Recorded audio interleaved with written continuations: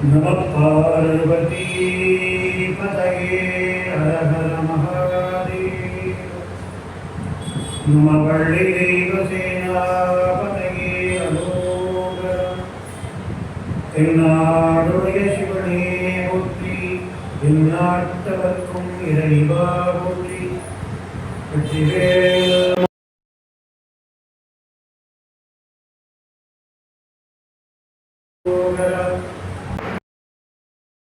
அருட்பெரும் ஜோதி தனிப்பெரும் கருணை அருட்பெரும் ஜோதி.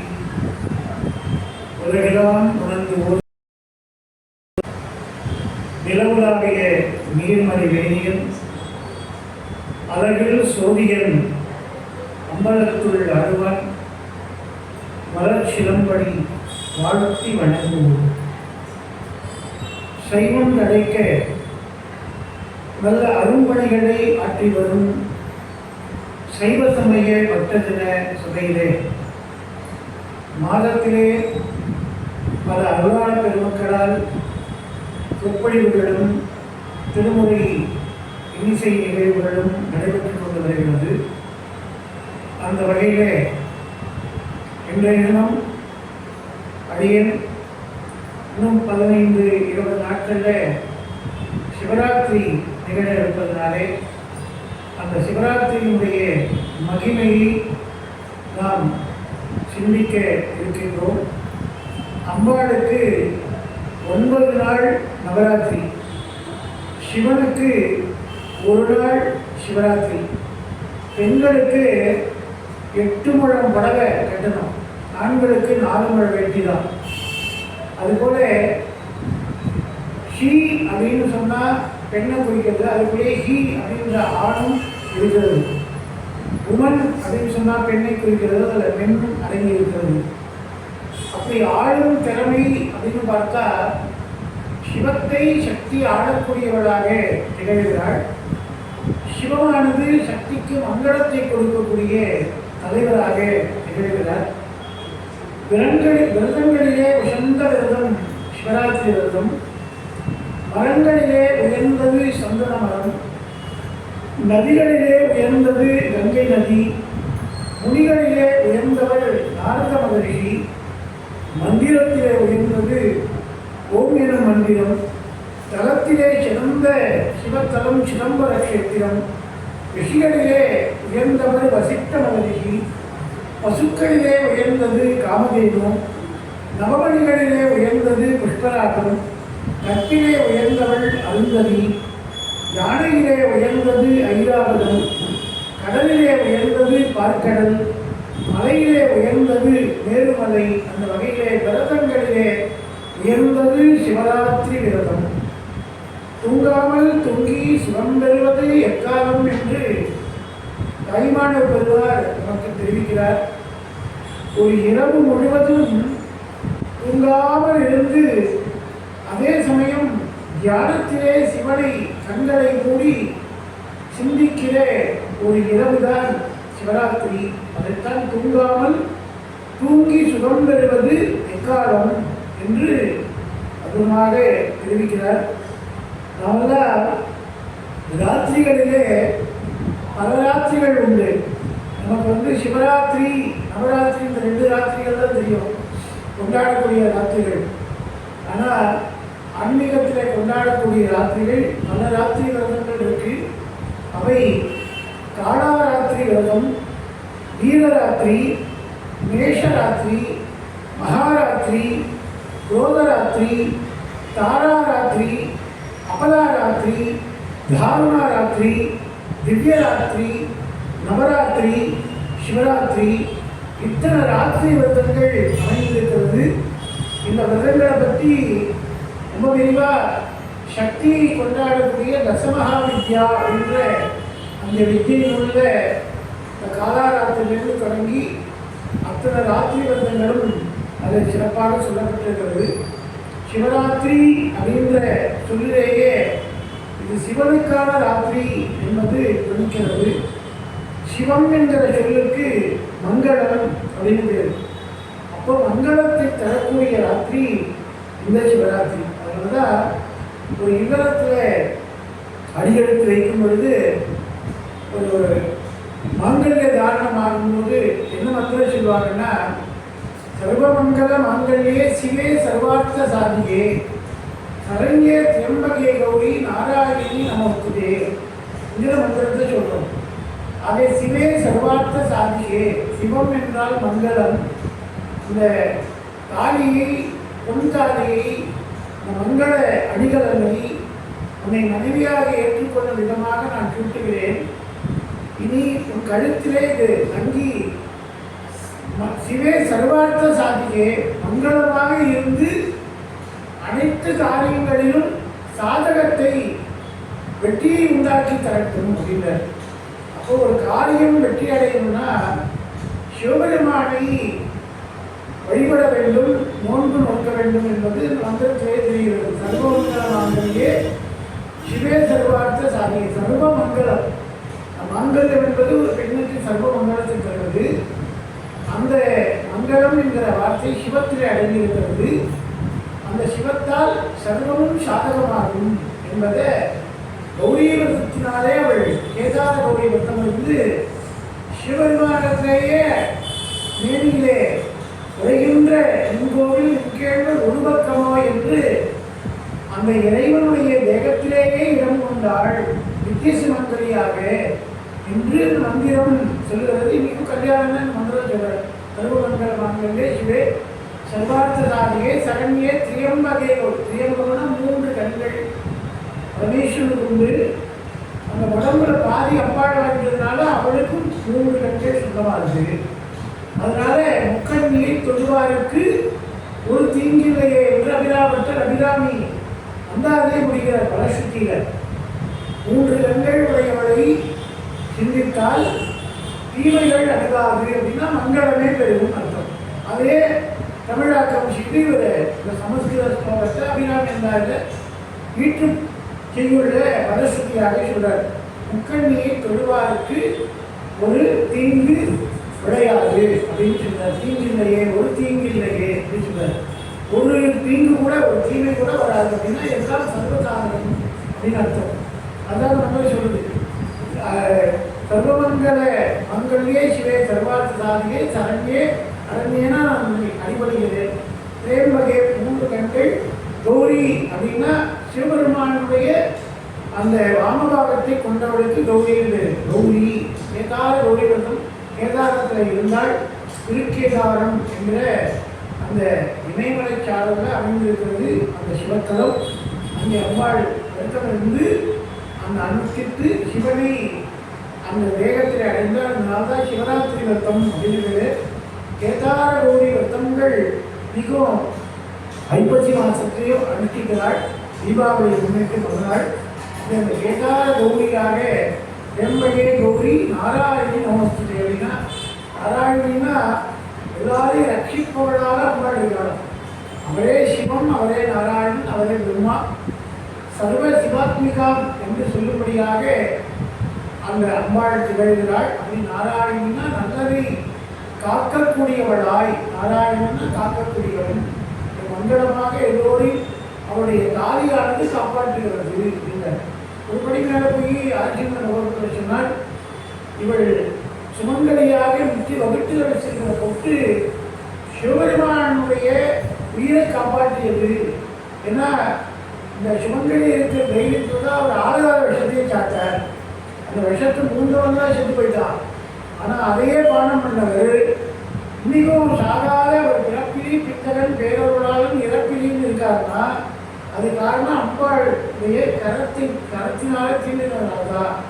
அபிராமத்தில் அதையும் சொன்னார். அமுதீஷர் ஒரு பாகம் மகளாக சிவபாணி அருள்வாமி அபிராமி. அமுதீஷர்னா அமுதமாக்கினார், அருந்திய நஞ்சு அமுதாக்கிய அம்பிகை என்று அபிராமத்தை பதிவு செய்தார். இதெல்லாம் நடந்தது சிவராத்திரி. சிவராத்திரியிலே 5 விதமான சிவராத்திரி விரதம் இருக்கு. நம்மளாம் மாசி மாதத்தில் கொண்டாடுற இந்த பிப்ரவரி 15ஆம் தேதி வரப்போகிற ஞாயிற்றுக்கிழமை மாசி மாதத்தில் வரக்கூடிய சிவராத்திரி தான் ஒரு சிவராத்திரி நினச்சிருக்கிறோம். ஆனால் வருஷத்தில் 5 சிவராத்திரி வருது. அது என்னென்ன அப்படின்னா, முதல்ல நித்திய சிவராத்திரி. நித்திய சிவராத்திரினா ஒவ்வொரு நாளும் இந்த உலகம் எப்பொழுது உறங்க நள்ளிரவு அப்படின்னு சொல்கிறோமே, அந்த இரவு உயிர்களெல்லாம் ஒடுங்கக்கூடிய நேரம் நள்ளிரவு. அந்த உயிர்களெல்லாம் ஒடுங்குகிற நேரம் சுவாமி அப்போ நடனம் ஆடுறார். நள்ளிரவில் நட்டம் பகிர்ந்தாடும் நாதனை தில்லையில் கூத்தனை தென்பாண்டி நாட்டானை அல்லல் ரவி அறுப்பானை சொல்லற்கு அறியானை சொல்லி திருவடிக்கு பல்லோர் நெட்டப்படைந்து என்று மணிவாசகர் சொல்லுகிறார். அப்போ உயிர்கள் எங்கே அடங்குகிறதோ அங்கே சிவமானது தோன்றுகிறது. அதனால்தான் அடக்கம் அமரருள் வைக்கும் என்று தெரிவித்தார்கள். இப்போ ஒரு நாளும் நாம் தூங்குறோமே, அது வள்ளுவர் நிகழ்ச்சினா உறங்குவது போலும் சாக்காடு உறங்கி விழிப்பது போலும் பிறப்பு அப்படின்னு. நமக்கெல்லாம் நித்தியமே ஒரு புனரபி ஜனனம் புனரபி மரணம் புனரபி ஜனனி ஜனதே சயனம். ராத்திரி தூங்க போகிறது மரணத்துக்கு சமானமா, மறுநாள் காலை எழுந்துகிறது பிறக்கிறதுக்கு சமானமா. அப்போ அதனாலதான் பேசாத நாளெல்லாம் பிறவாத நாளே அப்படின்னாரு. அப்படின்னா என்ன அர்த்தம்னா, இது 2 விதமா அர்த்தம் சொல்லலாம். ஒன்று, பேசின நாட்கள் தான் நான் பிறந்த பயிரைப்பட்ட நாட்கள், மற்ற நாள் நான் பிறகாம இருந்துக்கலான்னு சொல்றார். இது ஒரு அர்த்தம். இன்னொரு அர்த்தம் என்னன்னா, தினமே நாம் தூங்கும்போது நாம் மறிக்கிறோம், அடக்கமானோம். அடக்கம் சொல்லாத அடங்கி கொடுத்த உடம்பு. மறுபடியும் எழுந்துக்கும் போது பிறக்கிறோம். அப்போ தினம் பிறக்கிறோம், தினம் மறிக்கிறோம். இது மனிதனுக்கு உண்டு. அதனாலதான் தினம் நம்ம பிறக்கிறதுனால என்னைக்கெல்லாம் நான் பிறந்தேன்னா, உன்னை பேசின நாளெல்லாம் நான் பிறந்த நாள், பேசாத நாளெல்லாம் பிறவாத நாளே அப்படின்றத பதிவு பண்ணேன். அப்போ நித்திய சிவராத்திரி அப்படின்றது தினமே ராத்திரி நாம் தூங்கிட்டு நாளில் எழுந்துக்கிற அந்த பாதிராத்திரி வேலை இருக்கே, அந்த நேரம் சிவராத்திரி. சிவனுக்கு அது ராத்திரி. நள்ளிரவில் நட்டம் பகிர்ந்தாலும் நாதனுக்கு அவனுக்குரிய ராத்திரி அது. அதனால பள்ளி அறையில் அம்பாள் சிவனுக்கு பக்கத்திலே தினம் ராத்திரி அர்த்தஜாமத்தில் பூஜை முடிஞ்சவொடனே பள்ளி அறையில் அம்பாளும் சிவனும் ஐக்கியமாவார்கள். இன்னைக்கும் சிவபுராணம் சிவபுரா புராணம் என்ன சொல்றது அப்படின்னா, 274 தேவார தலங்கள் இருந்தாலும் சிதம்பர கஷேத்திரம் ஆகாச திருத்தலமாக கொண்டாடப்படுது. அந்த ஆகாச திருத்தலமான முதன்மை தலத்தில் 274 தலத்தினுடைய இறை சக்திகளும் ராத்திரி நடராஜர் இடத்திலே ஒடுங்கிவிடும். திரும்ப மறுநாள் காத்தால சூரிய உதயத்துக்கு அந்தந்த சாநித்தியங்கள் அந்தந்த தேவார திருக்கோவில் சிலைகளுக்கு விக்கிரக ரூபங்களுக்கு அந்த சென்று சேருகிறது. அப்படின்னா நித்தியமே ஒடுங்குவதும் நித்தியமே அது பிறப்பதுமாக இருக்கு. இதுக்கு நித்திய சிவராத்திரி. அப்போ தினமே ராத்திரி பள்ளியறை பூஜையை நம்ம தரிசனம் பண்ணா சிவராத்திரி நித்திய சிவராத்திரி அனுஷ்டித்த பலனை பெறலாம். இது முதல் சிவராத்திரி வருடம். 2வது பட்ச சிவராத்திரி. ஒரு மாசத்துல பார்த்தீங்கன்னா 30 நாள் இருக்கு. 15 நாள் வளர்பிறை. சந்திரன் பிரதமையிலிருந்து தொடங்கி 15 நாள் வளரலாம். பிரதமை, திதியை, திருதியை, சதுர்த்தி, பஞ்சமி, அஷ்டி, சப்தமி, அஷ்டமி, நவமி, தசமி, ஏகாதசி, துவாதசி, திரையோதசி, சதுர்த்தசி, அதுக்கப்புறம் பௌர்ணமி, அமாவாசை. 15 நாள் வளரலாம். வளரும் போது பௌர்ணமி ஆகுது. 15 நாள் தேயலாம். தேயும் போது அமாவாசை ஆகுது. இதுக்கு பட்சம்னு பேர். சிவ பாரபட்சமாக நடந்துக்கலாம். அப்படின்னா சந்திரன் மாதிரி நடந்துதான். அவனுக்கு 27 நட்சத்திரங்களும் லட்ச பிரஜாபதியோட பொண்ணுகள். 27 நட்சத்திரம் நம்ம அஸ்வினியிலேருந்து ஆரம்பித்து ரேவதி வரையில் முதல்ல ஒரு நட்சத்திரம் வச்சுக்கிறோமே, நட்சத்திர தேவதைகள் பேர். அந்த தேவதைகள் 27 தட்சனுடைய பொண்ணுகள். அவளை சந்திரனுக்கு கல்யாணம் பண்ணி கொடுத்தாள். ஆனால் அந்த சந்திரன் பண்ணா மாமனார்கிட்ட சத்தியம் பண்ணி கல்யாணம் பண்ணிக்கும் போது எல்லா பொண்ணையும் ஒன்று போல பார்த்துப்பேன்னு சொல்லி தான் கல்யாணம் பண்ணான் தட்சன் பொண்ணை. 27 நட்சத்திர தேவதைகள். ஆனால் சொன்னபடி நடந்துக்காம இவனுக்கு பிரியம் யார்கிட்ட இருந்ததுன்னா கிருத்திகை கிட்டையும் ரோகிணி கிட்ட மட்டும் இருந்தது. சந்திரன் கிருத்திகா ரோகிணி கிட்ட மட்டும் பிரியமா இருந்தான். மற்ற 25 பேரை ஒதுக்கிட்டான். உடனே அப்போதான் தட்சன் சாபம் கொடுத்தான். மற்ற குழந்தைகள்லாம் போய் அப்பா கிட்ட அழுதாள். சந்திரன் ஓரபட்சம் பாரபட்சமா நடந்துகிறா அப்படின்னு உடனே, எப்படி பாரபட்சமா நடந்துட்டியோ அதனால ஒரு பட்சம் நீ வளரணும், ஒரு பட்சம் உன்னுடைய அழகு தேர்ந்து போகணும் அப்படின்னு அப்படின்னு சாபம் கொடுத்ததுனால ஒரு மாசத்துல 2 தடவை சந்திரன் வளர்ந்து தேய்கிறார். இதை சுக்லபக்ஷம், அதுக்கப்புறம் வளர்விரை தேய்விரை அப்படின்னு சொல்றோம். இப்படி 2 பட்சத்துல கிருஷ்ணபக்ஷம் சுக்லபக்ஷம். கிருஷ்ணனா இருக்கு, அப்படியே அமாவாசைக்கு தேய்விரையா வருது கிருஷ்ணபக்ஷம். சுக்லம்னா வெளுப்பு வெண்மை, வளர்ந்து வருது பௌர்ணமியா வருது சுக்லபக்ஷம். வளர்விரை தேய்விரை இது பட்சம். இந்த 2 பட்சத்திலையும் சதுர்தசி திதி வந்து வருவோம். அதாவது 14வது நாள், அமாவாசைக்கு முதல் நாளும் பௌர்ணமிக்கு முதல் நாளும்.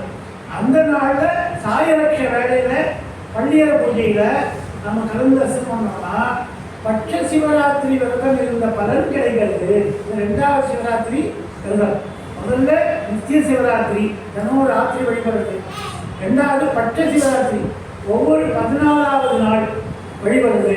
ஒரு பட்சத்தில் அமாவாசைக்கு முதல் நாள், பௌர்ணமிக்கு முதல் நாள், சதுர்தசியில் வழிபடுறது. இது பட்ச சிவராத்திரி. 3வது மாத சிவராத்திரி. மாத சிவராத்திரினா தேய்பிரையில் வரக்கூடிய சதுர்தசி திதியில சிவராத்திரியிலே போட்டுருவாங்க கேலண்டர்.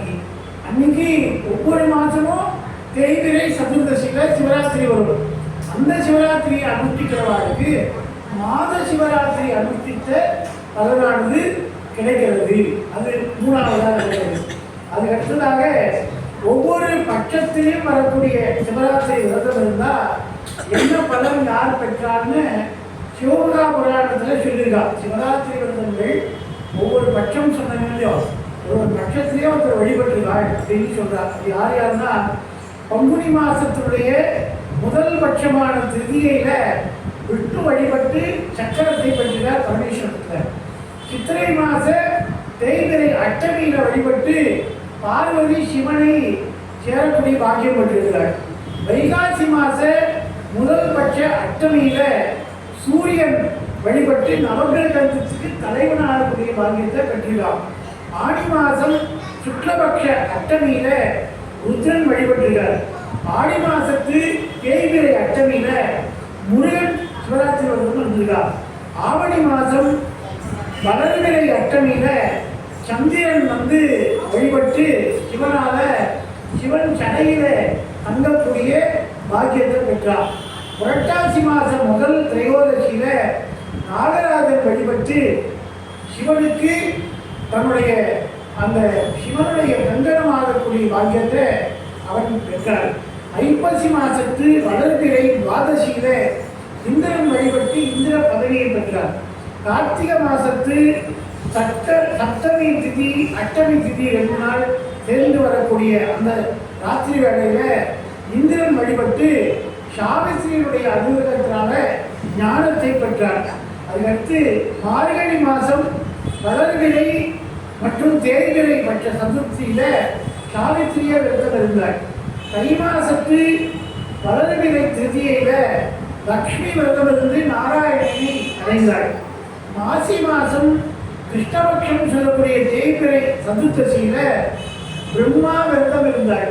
இன்னைக்கும் 274 தேவார தலங்கள் இருக்கு. அதுபோல நிறைய சிவாலயங்கள் இருக்கு. அந்த சிவாலயங்கள்ல வருஷத்துக்கு ஒரு நாள் 10 நாள் உற்சவம் சுவாமி கொள்ளுவார். அதுக்கு என்ன பேருனா பிரம்மோற்சவம்னு பேரு.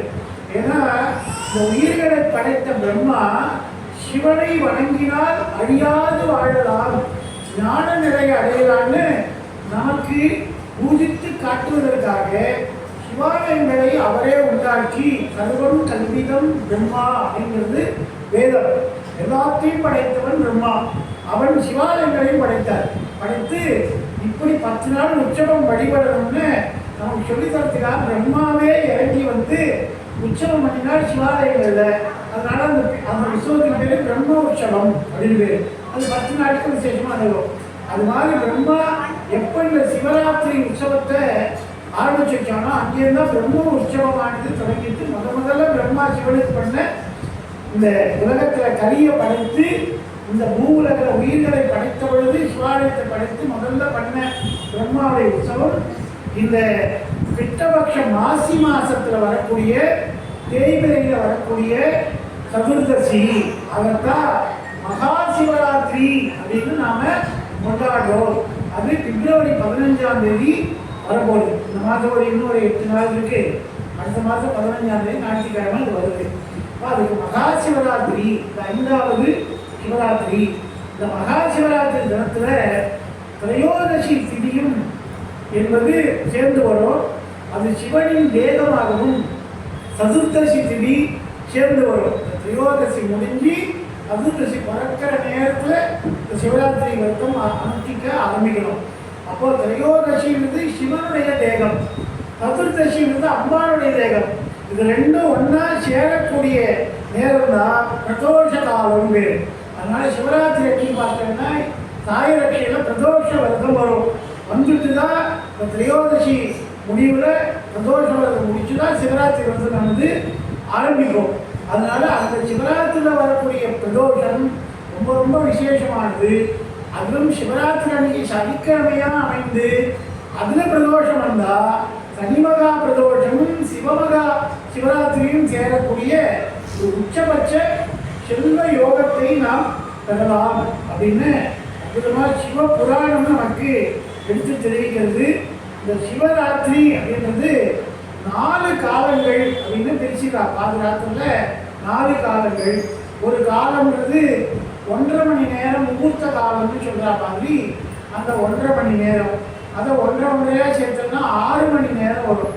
இந்த 6 மணி நேரம் உச்சபட்சமாக இந்த சிவராத்திரி விரதம் என்பது 4 காலங்கள் அபிஷேகமும் அலங்காரங்களும் செய்து சிவபெருமானை தூங்காமல் இருந்து கொண்டாடும். ரொம்ப முக்கியம். ஏன்னா வள்ளலார் சொல்றார், இன்று வருமோ நாளை வருமோ மற்ற என்று வருமோ அறிகின்றே துன்று மல வெண்மாயி அற்றி வெளிக்குள் வெளிக்கடந்து சும்மாவிருக்கும் சுகம் அப்படிங்கிறது. சுகம்ன்றது எப்போ வருதுன்னா சும்மா இருக்கும்போது வருது. கட்டம்ன்றது எப்போ வருதுன்னா நம்ம ஓடி ஓடி உழைக்கிற மாதிரினா அப்போதான் கஷ்டமே வருது. அவன் சொல்கிறார், எல்லாம் நானே தேடிட்டேன் சார் அப்படின்றான். நான் இதை போய் பண்ணானே இருந்துக்கலாம், பண்ணதால கஷ்டம்தான் வந்தது அப்படின்னு சொல்லுவார். இது உச்சபட்சமாக இந்த பதிவை யார் பண்ணியிருக்காங்கன்னா மணிவாசகரே சொல்றார். புல்லாகி சூடாய் புழுவாய் பரவாகி பல் விருகமாய் பறவையாய் பம்பாகி நல்லாய் புதுராய் பெய்யாய் கணங்களாய் அசுரமாய் முடிவராய் தேவராய் செல்லாடன் நகைத்தாமல் ஜென்மத்துள் எல்லா பிறப்பும் பிறந்தேன் சந்தோஷப்பட்டேன்னா இழைத்தேன். இவ்வளோ பிறப்பு பிறந்ததுல ஏதாவது ஒரு பிறப்புலையாவது சார் நான் ரொம்ப சந்தோஷமாக இருந்தேன் சார். சில பேர் பேசும்போது அந்த ராத்திரி குழந்தையாக இருந்திருந்தா தேவையான்னு தோணுது சார். அப்போல்லாம் அழுதா அம்மா பால் குடிச்சுவா, அழுதா அப்பா எது கேட்டாலும் வாங்கி கொடுத்துருவார். நமக்கு எந்த கஷ்டமும் இல்லை. ஆனால் கையை ஊடி குட்டி கடனை போட்டு நான் சம்பாதிக்க ஆரம்பித்த பிறகுதான் எனக்கு கஷ்ட நஷ்டங்கள்லாம் தெரியுது. செலவு பண்ணனா மனசு வர மாட்டேங்கிறது. ஒரு துணிமணி வாங்கிறதுக்கு யோசிக்கிறோம். இப்படியெல்லாம் பழங்காலத்து நினைவெல்லாம் சில பேர் உட்காந்து வயசான காலத்தில் அச்சு போடுவாள். குழந்தையாவே இருந்துருக்கலாம் அப்படின்லாம் சொல்லுவாள். ஆனால் அப்போ நம்ம நினைச்சு பார்க்குறோம். அப்போ ஒரு தருணம் கொஞ்சம் சந்தோஷமாக இருக்கோமே, திரும்ப அந்த தருணம் நான் கிடைக்க மாட்டேன். ஆனால் மணிவாசகர் சொல்கிறார், நான் இவ்வளோ ஜென்மா எடுத்தேனே எதிரே சௌக்கியப்பட்டேன்னா இல்லை, நான் இழைச்சிட்டேன், தொடர்ந்து இழைத்தேன். அப்போது எப்போதான் சௌக்கியம் கிடைச்சதா, நீயே உன் பொன்னடிகளை கண்டேன் இங்கு வீடுன்றேன்னா. என்னைக்கு சத்தியமாக சிவனுடைய பாதத்தை நம்பி பிடிச்சேனோ, நம்பினாருக்கு நடராஜன், நம்பாதாருக்கு யமராஜன். நான் நம்பி பிடிச்ச பொழுது நடராஜ பாதத்தை நான் அப்போ வீடு பேரு பெற்றேன்னா, வீடு பேருனா மோட்சம் அப்படியே உயிர் போயிடுச்சு அர்த்தம் கிடையாது, விடுதலை கிடைத்தது அப்படின்னு அர்த்தம். விடுதலைன்னா எதை பற்றியும் கவலை இல்லை, விடுதலை கிடைத்ததுன்னா. என்ன பண்ணால் கல்யாணத்துக்கு போகணுன்னு 50 பேர் திருச்சியில் கல்யாணம் வச்சுருக்கேன்னு பஸ்ஸை ஏற்பாடு பண்ணி ரிலேட்டிவ்லாம் வர சொல்லி வீட்டிலேருந்து எல்லாரும் அழிச்சுட்டு பஸ்ஸில் போயிட்டான். போன உடனே இந்த முன்னாடி உட்கார பாட்டு பாருங்க, அது ரொம்ப திட்டாட்டம். ஏன்னா பின்னாடி இருக்கிறவாள் ஒரு டிவியில் படம் போட்டால் பார்த்துட்டு தூங்கி விடுவா, காலையில் இருந்தால் திருச்சி வந்துடும்.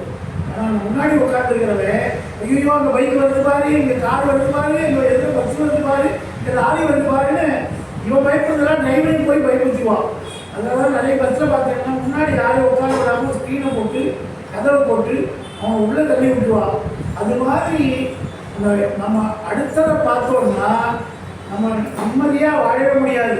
ஆனால் டிரைவர் மேலே நம்பிக்கை இருந்து கண்ணை மூடி தூங்குறவன் நான் எழுதுவே திருச்சியில் போய் இறங்கலாம். அப்போ விடுதலைன்றது எதுன்னா, நான் எல்லாமே சிவனிடத்தில் ஒப்படைச்சிட்டேன்னா அவர் சேர்க்க வேண்டிய இடத்துல என்னை கொண்டு போய் சேர்த்துவார், நான் கஷ்டப்பட வேண்டாம். ஆனால் நான் உட்கார்ந்து நான் வாழறேன், நான் டிராவல் பண்ணுறேன், நான் பத்திரமா போகணும்னு அந்த இன்சியை நான் கையில் எடுத்துட்டேன்னா நானும் உருப்படாம எனக்கு ஒன்று கேட்குறவரையும் உருப்படாம அவரையும் இம்சை பண்ணி 2 பேரும் இருந்து அதுதான் நந்தவனத்தில் ஒரு ஆண்டி 4 மாதமாய் தேவனை வெள்ளி கொண்டு வந்தார் கொண்டி கூத்தாடி கூத்தாடி போட்டு உடைத்தாண்டி. இந்த கூத்தாடுறேன் பேர் வழின்னு எல்லாம் நான் தான் பண்ணுறேன்னா அது கூத்தாடுறது. அது மாதிரி ஆடி என்ன பண்ணுறான், நான் போட்டு உடைத்தாண்டி அவையை தானும் உருப்படாம அடுத்தவனும் பிரயோஜனம் இல்லாமே அவன் கெட்டு ஒழிகிறான். அதெல்லாம் சொல்றான், ஓடி ஓடி ஓடி ஓடி உட்கலந்த ஜோதியை நாடி நாடி நாடி நாடி அற்களும் கழிந்து போய் வாடி வாடி வாடி வா மண்டு போன மந்தர்கள் கோடி கோடி கோடி கோடி எண்ணிறந்த கோடியே. எத்தனை கோடி பேர் வந்து தேடிட்டே இருக்கான், எதனா சுகத்தை தேடலாம். எப்போவாது நிம்மதி கிடைக்குமா, இந்த வயசுக்கு மேலேயாவது கிடைக்குமா? சில பேர் உட்கார்ந்து கற்பனையாகவே 2 நிமிஷத்தில் வாழ்ந்தே முடிச்சுவான். சார் எனக்குலாம் ஒரு லட்சியம் இருக்குது சார், 40 வயசு வரைக்கும் வேலைக்கு போவேன், ஃபாரினில் போய் நல்லா சம்பாதிச்சுட்டு திருப்பி இந்தியாவுக்கு வந்துடுவேன். அதுக்கப்புறம் நானும் மனைவியுமா என் குழந்தைகளுக்கு சொத்து பத்தெல்லாம் சேர்த்து வச்சுட்டு 60 வயசில் குழந்தையெல்லாம் கல்யாணம் பண்ணி கொடுத்துட்டு ஹாப்பியாக என் மனைவியை கூட்டிட்டு ஆசிராமேஸ்வரம் தீர்த்த யாத்திரை போயிட்டு 80ஆம் கல்யாணம் பண்ணிட்டு அப்படியே 90 வயசுக்கு மேலே காட்சியில் போய் செட்டில் ஆகிட்டு இருக்கிற சொத்தெல்லாம் சிவனுக்கு 2 நிமிஷத்துல எல்லாம் சொல்லி முடிச்சுவான். ஆனால் அடுத்து என்னடா வச்சுருக்கேன்னா காப்பியை நீங்கள் தான் வாங்கி தரணும் சாருமா. அது மாதிரி இருந்துட்டு ஆனால் 2 நிமிஷத்தில் நம்முடைய கற்பனை பார்த்தா அதீதமாக அப்படியே இப்படி வாழ்ந்துட்டா நல்லா இருக்குவேன்னு நினச்சி வாழுது. ஆனால் எல்லாம் நடக்குமானா எல்லாம் சிவன் செய்யணும். அவர் என்ன நினைக்கிறாரோ அதுதான் நடக்கும். அதான் பெற்றதாழ்தனை மகமறந்தாலும் பிள்ளையை பெறும் தாய்மறந்தாலும் உற்றதேகத்தை உடமறந்தாலும் உடலையிலேயே உயர்மறந்தாலும் கட்டணெஞ்சகம் தலைமறந்தாலும் கண்ணின்றி இணைப்பது மறந்தாலும் அத்தவத்தவர் உள்ளில் தோங்கிடும் நமசிவாயத்தை நான் மறவேனே. நீ எதை மறந்தாலும் ஏன்னா யார் வேணாலும் எந்த நேரத்திலையும் மாறலாம். பெற்ற தாயே ஒரு காலத்தில் நீ எனக்கு பிள்ளையே இல்லை மூஞ்சில் முடியாதுன்னு சொல்லுவாள். ஆனால் அதனால் சொல்லக்கூடிய தாய் கிடையாது, ஆனால் அவளும் சொல்லுவாள். அந்த அளவுக்கு இந்த பையன் முரடனாயும் தாயே கொல்ல தீர்ந்தவனாக ஆகிட்டான்னா அப்போ தாய் சொல்லுவாள், நீ எனக்கு பிள்ளையே இல்லை போயிடு அப்படின்வாள். பெற்றதாயுனை மகமறந்தாள். ஒரு மரதன் கைகையை பார்த்து எனக்கு தாயே இல்லை பேயின்னு ஆகும். அது அத்தாட்சி ராமாயணத்திலே இருக்கு. மரதன் சொன்னான் கைகையை பார்த்து நீ அம்மா கிடையாது பேய் பிசாச்சுன்னுட்டான். அது மாதிரி தாயே மகன் தாயை மறந்துடுவான். 2 பேர் நடக்கும். ஆனால் எப்பொழுதும் நான் மறவாது இருக்க வேண்டிய ஒன்று இருக்குன்னா அது சிவம் சங்கரன். சிவத்தை மறவாது இருந்தால் அந்த சிவம் நம்மை நிறைவேற்றி விடும். அதுக்காக இருக்கிற விரதம் தான் சிவராத்திரி விரதம். அது மாசி மாசத்து தேய்பிரையில சதுர்தசியில நோக்கக்கூடிய விரதமாக அமைகிறது. சிவராத்திரி விரதத்தில் எப்படி வழிபடணும் அப்படின்னு தெரிஞ்சு வழிபட்டா அதுக்கு பலன் அதீதமாக உண்டு. அனிவார்ய பெருந்தகையார் சிவபுராணத்தில் சொல்றார், சொல்லிய பாட்டின் பொருள் உணர்ந்து சொல்லுவார் செல்வரை சிவபுரத்தில் உள்ளார் நிறுவனிக்கு 11 பணிந்தேறினர். ஒரு பாட்டை சொன்னா கூட அதன் பொருள் உணர்ந்து சொன்னால் அதற்கு பலன் அதிகம் அப்படின்றார். அப்படின்னா என்ன சொன்னா அப்போ தெரிஞ்சாதான் சொல்லணுமான்னு கிடையாது, தெரியாமல் சொன்னாலும் பலன் உண்டு, ஆனால் தெரிந்து சொன்னால் பலன் அதிகம் அப்படின்னு மணிவாகர் சொல்றார்.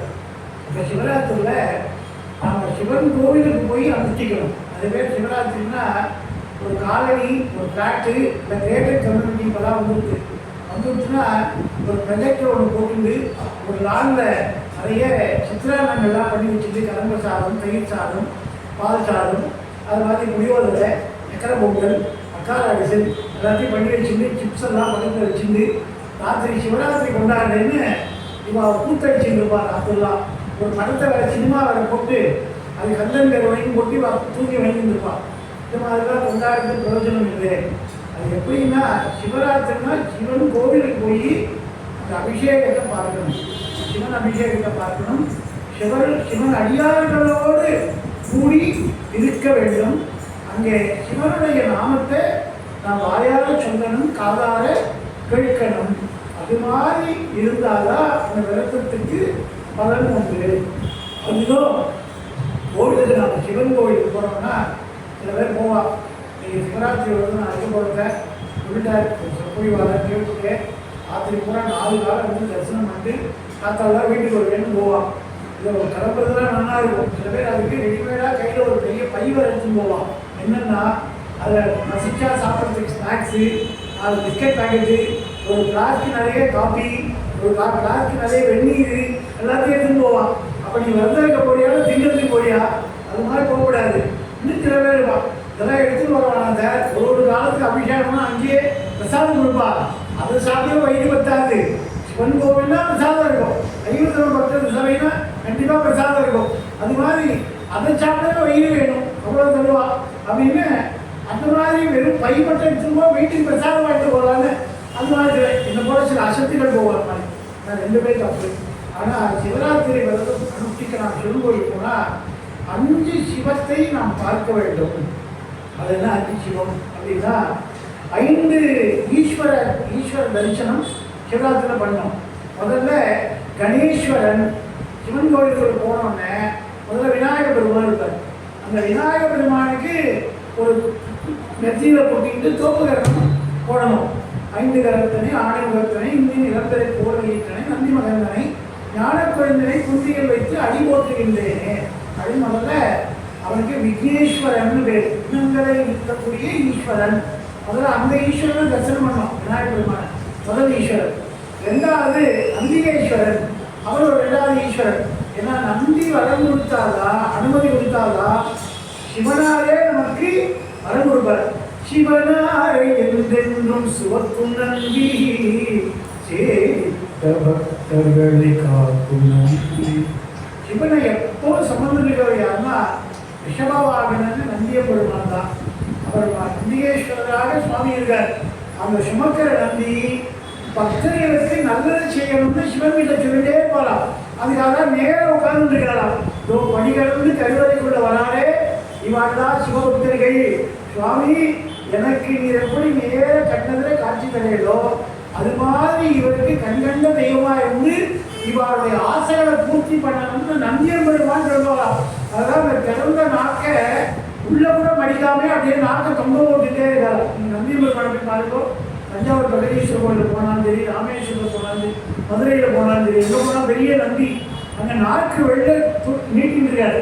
ஏன்னா அவர் ஒவ்வொரு பக்தனும் போல இவன் உன்னுடைய சிவனடியார், இவரை நீ கண்டறிந்து பாருன்னு சிவபெருமான் நமக்காக அவர் வந்து அப்ளிகேஷன் போட்டுட்டே இருப்பாராம். உன் பொண்ணு கல்யாணம் ஆகணும், நீ அனுகிரகம் பண்ணு, உன் பையனுக்கு காலையில் சீட்டு கிடைக்கணும், நீ அனுகிரகம் பண்ண சொல்லிட்டே இருப்பாராம். அதாவது சேவித்த பக்தர்களை காக்கும் நந்தி. முதல்ல நந்திகேஸ்வரத்தில் போய் அனுகிரகம் வாங்கிக்கணும். அது நிறைய பேர் என்ன சொல்லுதா, நந்தி காலத்தில் போய் சொல்லிட்டா +2 ரிசல்ட்டு பாஸ் ஆகிடும், நம்ம எழுதாமே பாஸ் போட்டுடலான்னு குழந்தைகள்லாம் போய் நந்தி காலத்தில் போய் எக்ஸாமுடைய அந்த ரோல் நம்பர்லாம் போய் சொல்லுவான். அதெல்லாம் அர்த்தம் இல்லை. அது எதுக்குன்னா அனுமதி வாங்கணும்.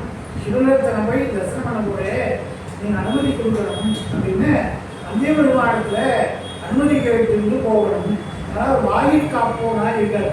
ஏன்னா நந்திய பெருமான் வைரவ படை கையில் வச்சுட்டு கைலாசம் இன்னைக்கும் காலையில் நாமெல்லாம் சிவராத்திரியோ இல்லைன்னா ஏதாவது நமக்கு பிறந்த நாள் வெட்டிக்கிட்டு சந்தோஷமா முக்கியமான நாள் மட்டும்தான் கோயிலுக்கு போவோம். அடியேன்னு கூட அசத்தில் சொல்கிறேன், உள்ள சொல்ல இந்த நித்தியமே போவான். அது மாதிரி எவ்வளோ ஒரு நாள் கோவிலுக்கு போகலாம்.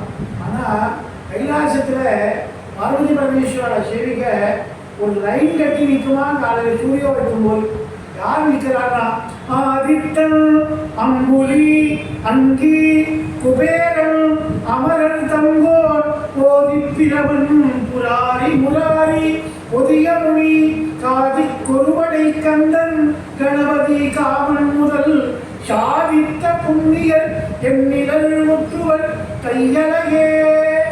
அம்பாளை போய் நமஸ்காரம் பண்றாளா? ஏன்னா அம்பாள் சொன்னால் பரமேஸ்வரன் நம்ம பார்க்கணும். மார்கண்டேயன் 16 எப்படிக்கும்னு போய் அமுதீஸ்வரை போய் கட்டி பிடிச்சுன்னா திருக்கடவுரில்.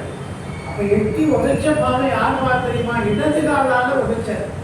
வலது கால உடைச்சா அப்படியே எவன் பத்மமாக போயிட்டுப்பான், மன்மரன் பத்மா மாதிரி. ஆனால் அந்த மார்கண்டேயனை புதிய வந்த யமதர்மனை இடது காலால் அம்பாள் சிவனுக்கு முன்னிருந்து எட்டு வச்சாலும். ஏன்னா யமனும் அம்பாளும் இல்லை, தன் குழந்தை மேல வச்ச பாசம். அதெல்லாம் என்ன பண்ணா போடா எங்க வந்து உயிர்ந்த காட்டு சிவன் கோயிலுக்குள்ள திருநீர் எட்டவா வரலாம், உதாட்சம் போட்டா வரலாம், சிவநாமத்தை சொன்னா வரலாம், சிவபக்தி உள்ளவா வரலாம், சிவன் அடியார நண்பர்களாக கொண்டவா வரலாம்.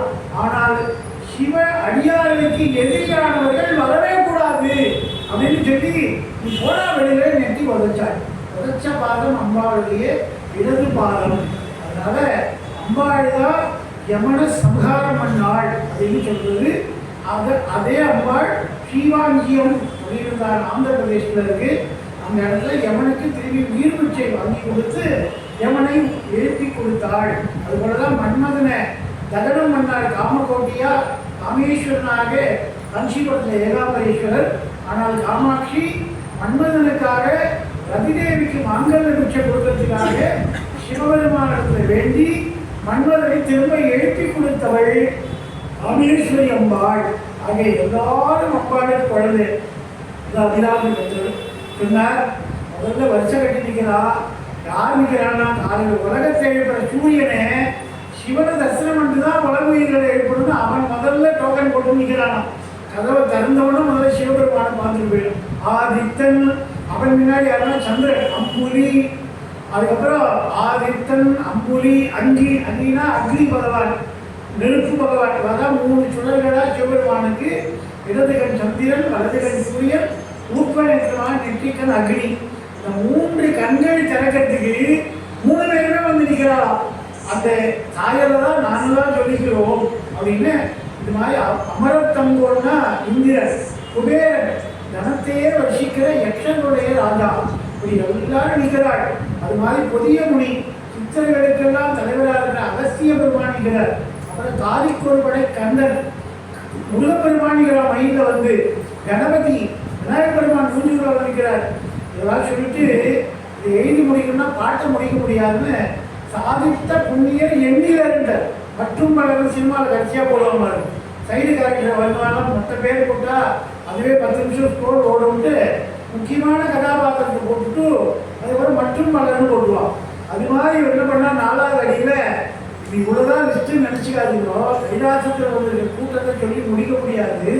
ஆனால் சாதித்த புண்ணியர் எண்ணில இருந்த அது கவுண்ட்லெஸ், அது சொல்ல முடியாது. இவ்வளோ பேர் வாங்கி நினைக்கிறா. அத்தனை பேரையே வேத்திரப்படை கொண்டு வந்திய பெருமான் அவளை அடிச்சு லைன் நிற்க விடலாம்.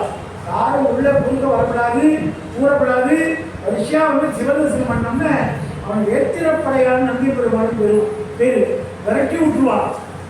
சிவபெருமானத்துல ஆகாத்தி பண்ணி செவி முடியாது, ஆனா பக்தி பண்ணி தான் செவிக்கலாம்.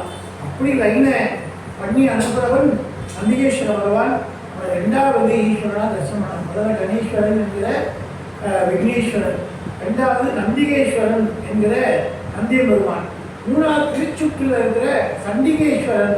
சண்டீஸ்வர் பதவி என்கிற பதவியை 63 அடியார்களில் சாதையை தாளர வீசிய சண்டிக்கு என்று திருப்பல்லாடலை சேர்ந்த நாள் பாடுறார். அப்பாவை வெற்றிரப்படையினாலே தாக்கியவர் சண்டீசர். அவருக்கு ஈஸ்வர பட்டம் உண்டு, சண்டிகேஸ்வரன் அப்படின்னு பேர். 3வது ஈஸ்வரனா சண்டிகேஸ்வரனை தரிசனம் பண்ணோம். நிறைய பேர் அங்கே போய் கையை தட்டுறது, சித்திகை போகிறது, விபூதி தூக்கி அவர் மூஞ்சில் அடிக்கிறது, இதெல்லாம் பண்ணுவா. அதெல்லாம் பண்ணக்கூடாது. அவர் ஏன்னா சிவத்தியானத்திலேயே போயிருக்கிறவர். சிவத்தியான ஸ்வரூபின்னா 2 பேர், ஒன்று நந்திகேஸ்வரர், 2வது சண்டிகேஸ்வரர். 2 பேரும் ஈஸ்வர தியானத்திலே இருக்கிறவா. அங்கே போய் எதுக்காக பண்ணுறாங்கன்னா சிவன் சொத்து குலநாசம்னு சொல்லியிருக்கு. அதனால் நான் எவ்வளோ ஐஸ்வர்யமான வந்து சிவனுக்கு சமர்ப்பித்து உண்டியல் காணிக்கையாக என்னையே கொடுப்பேன்.